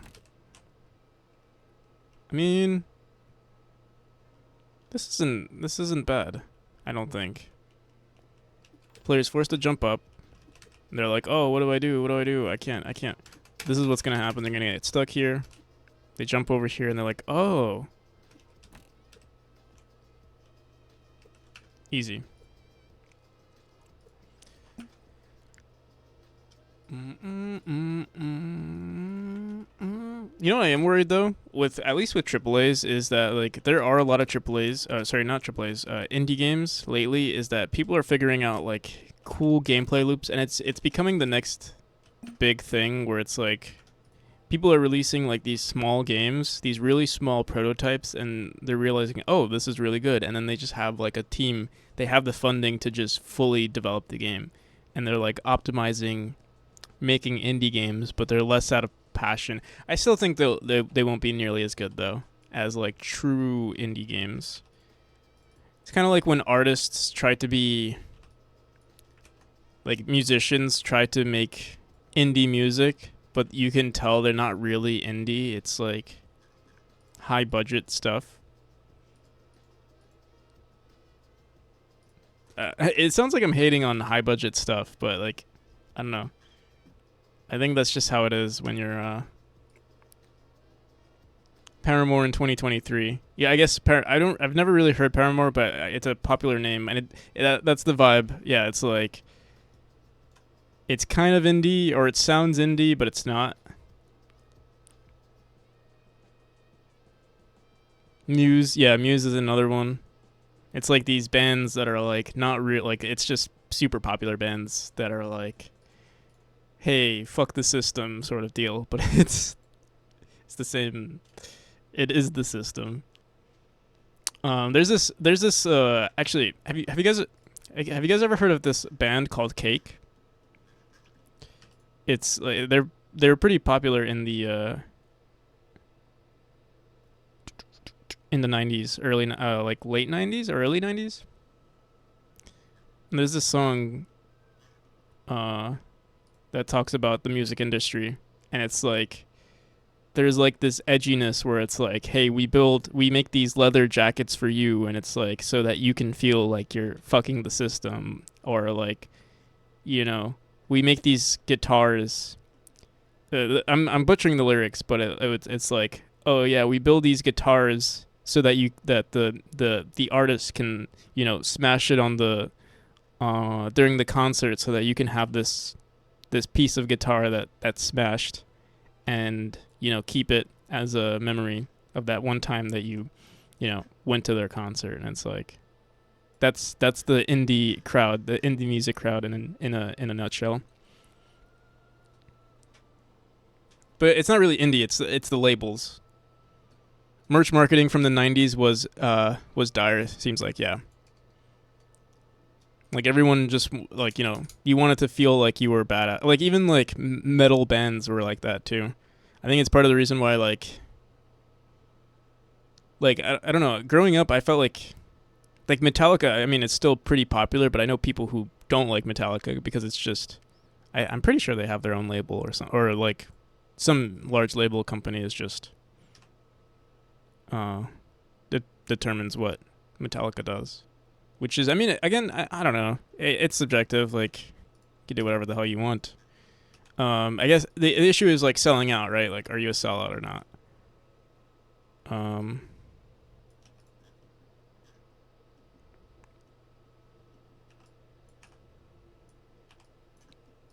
And I guess, yeah, I don't know. Metallica is mainstream, yeah. And I guess I think it's easy to hate on something that is mainstream too. So that's the other thing. That's the same reason why I don't really like AAA's either. It's like, oh, it's just another mainstream thing to get consumed by. But I don't know. Like, is Celeste, for example, is Celeste mainstream? I don't think so. And yet Celeste is super popular. So, or was super popular.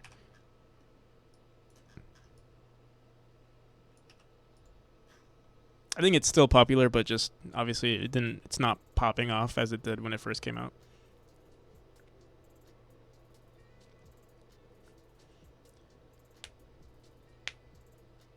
I don't judge. Yeah, I was gonna say that too. Like selling out.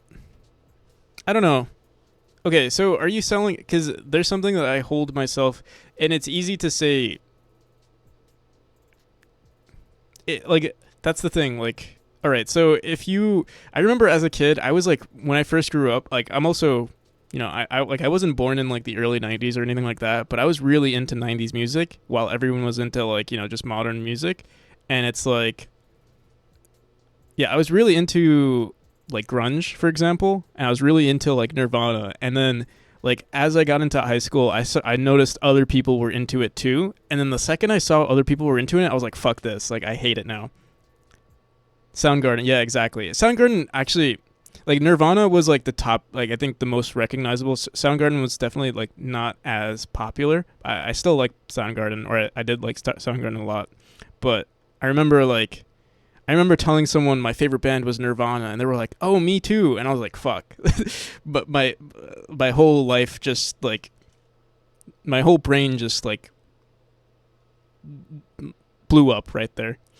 I don't know if it's because I was trying to be like an edgy teenager or something, but yeah.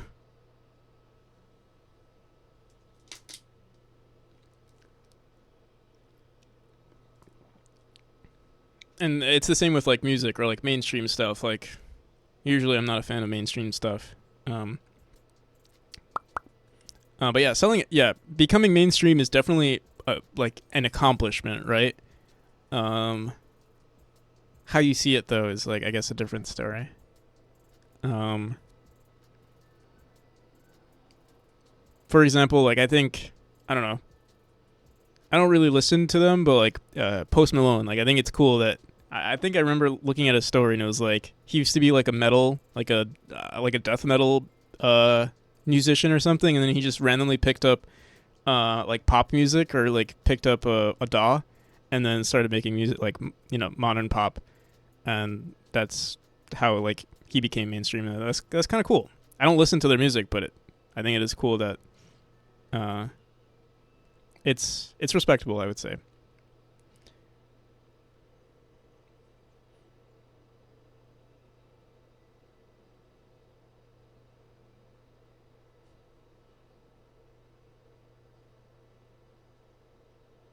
But also, you don't want to judge. I don't know. I was thinking just now. I was like, oh, but if Post Malone is your favorite artist, then you need to change your values. But at the same time, like, yeah, I feel like saying that is disrespectful towards Post Malone. So I don't know.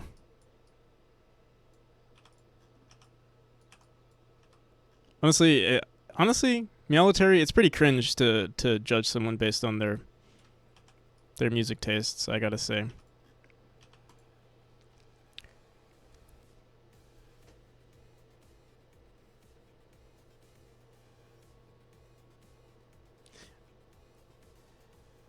I think there are still passionate artists who are mainstream, but most of them are ghouls.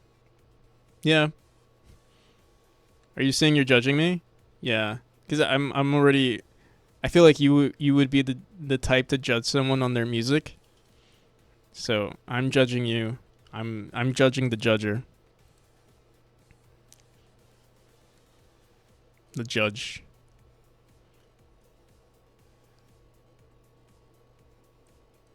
I mean, I can show you guys my music. I sometimes feel self conscious about my music nowadays, but it's mostly video game music because like that's all I listen to is video game music, and then when I'm on my own, it's like honestly, it's mainstream metal a lot of the time because it's like if I'm like at the gym, it's metal music or like something that like gets me going. Tibetan throat singing is pretty cool actually. I remember that getting that getting pretty popular. Mac Miller is pretty good. I only listen to Mac Miller's popular songs though.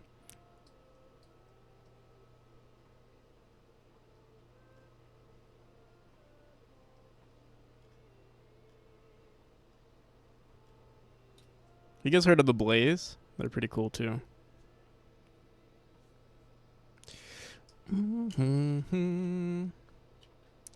Listen to Walkin' by... I don't want to listen to any non-video game music, usually. I don't listen to non-video game music on stream just because I don't want to get... I don't want to get copyright strikes. We have a little bit of Kanye from time to time, even though, you know, he's socially outcasted now.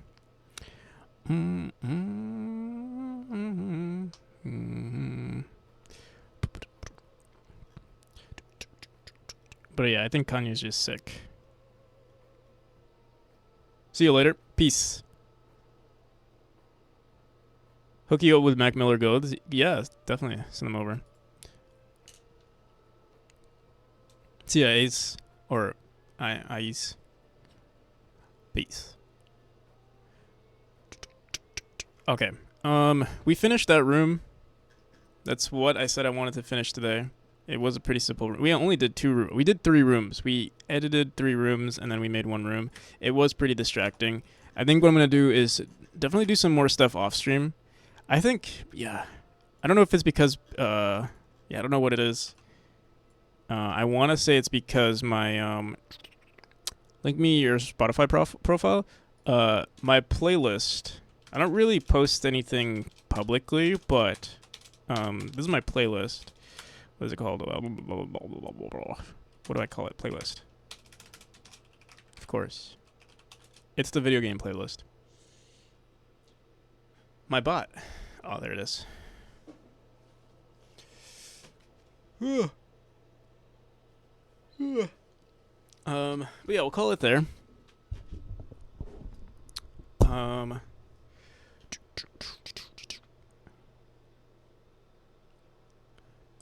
Is there anything else we want to do on stream today? Not on stream, but I'll probably make like 1 or 2 more rooms off stream today. Hopefully. I am starving though. So I'm gonna make some food. Probably some ramen and eggs. Usually. And then probably play some video games too. Let's see who is online. Oh, we have to do a devlog pretty soon as well. Let's see. We got Irish John. You know, I haven't rated Irish John in a hot minute. He's playing Journey Jam games. If you guys are interested in that, he's a pretty interesting game dev. Finish Will o' the Wisps. I should finish Will o' the Wisps. I've been postponing that. The thing is, I have to actively play that game.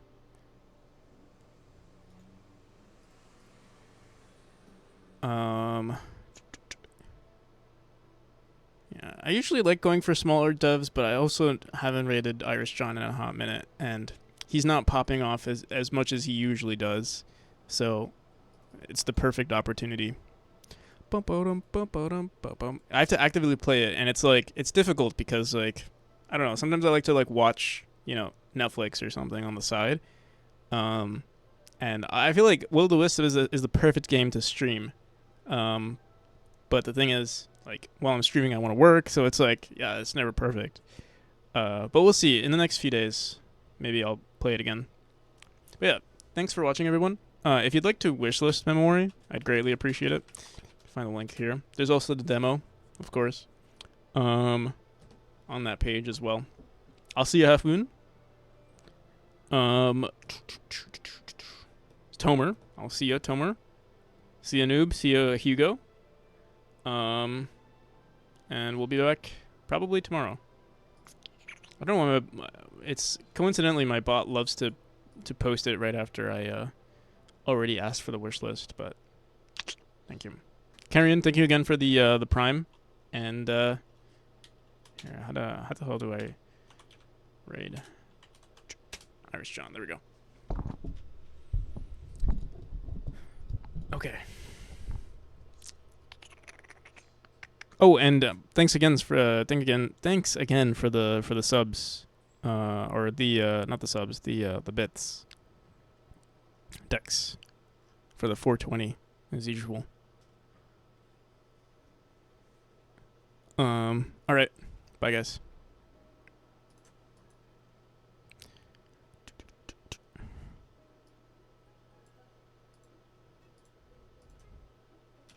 put them in. Sorry, Clayman. We need Clayman. Practical NPC, how you doing? Diligence is an investigation, audit, or review performed to confirm facts or details of a matter Yeah, I know under that. consideration. I knew that, Danny. You didn't know that. Tom Bar, how you doing? Welcome. Carrion Caw, how you doing? How are the games coming along? We're still on the first one, trying to figure it out. I mean, no, we figured it out. It's too clever for me. We need adjourn mode in all these games. NPC. How are you keeping anyway? How was your stream? What are we up to? Guys, if you all don't know, Practical NPC making memory on stream. After this particular game in particular, we will jump in and we will watch the memory trailer and all that kind of crack. It is playing browser, right? So I don't wanna fuck it up. Where's all the messages from Simon? Simon, did you tell me how to do this? All right, so time and time. Yeah, right. So clay. I need clay. Clay. Where are you, clay? Earth plus fire. Nope. Earth plus time plus water plus fire. Can we smelt the iron? Hang on. I got it. Smelt the iron. No, never mind. Hang on. We can get them back. You see, this is the thing. So earth plus clay.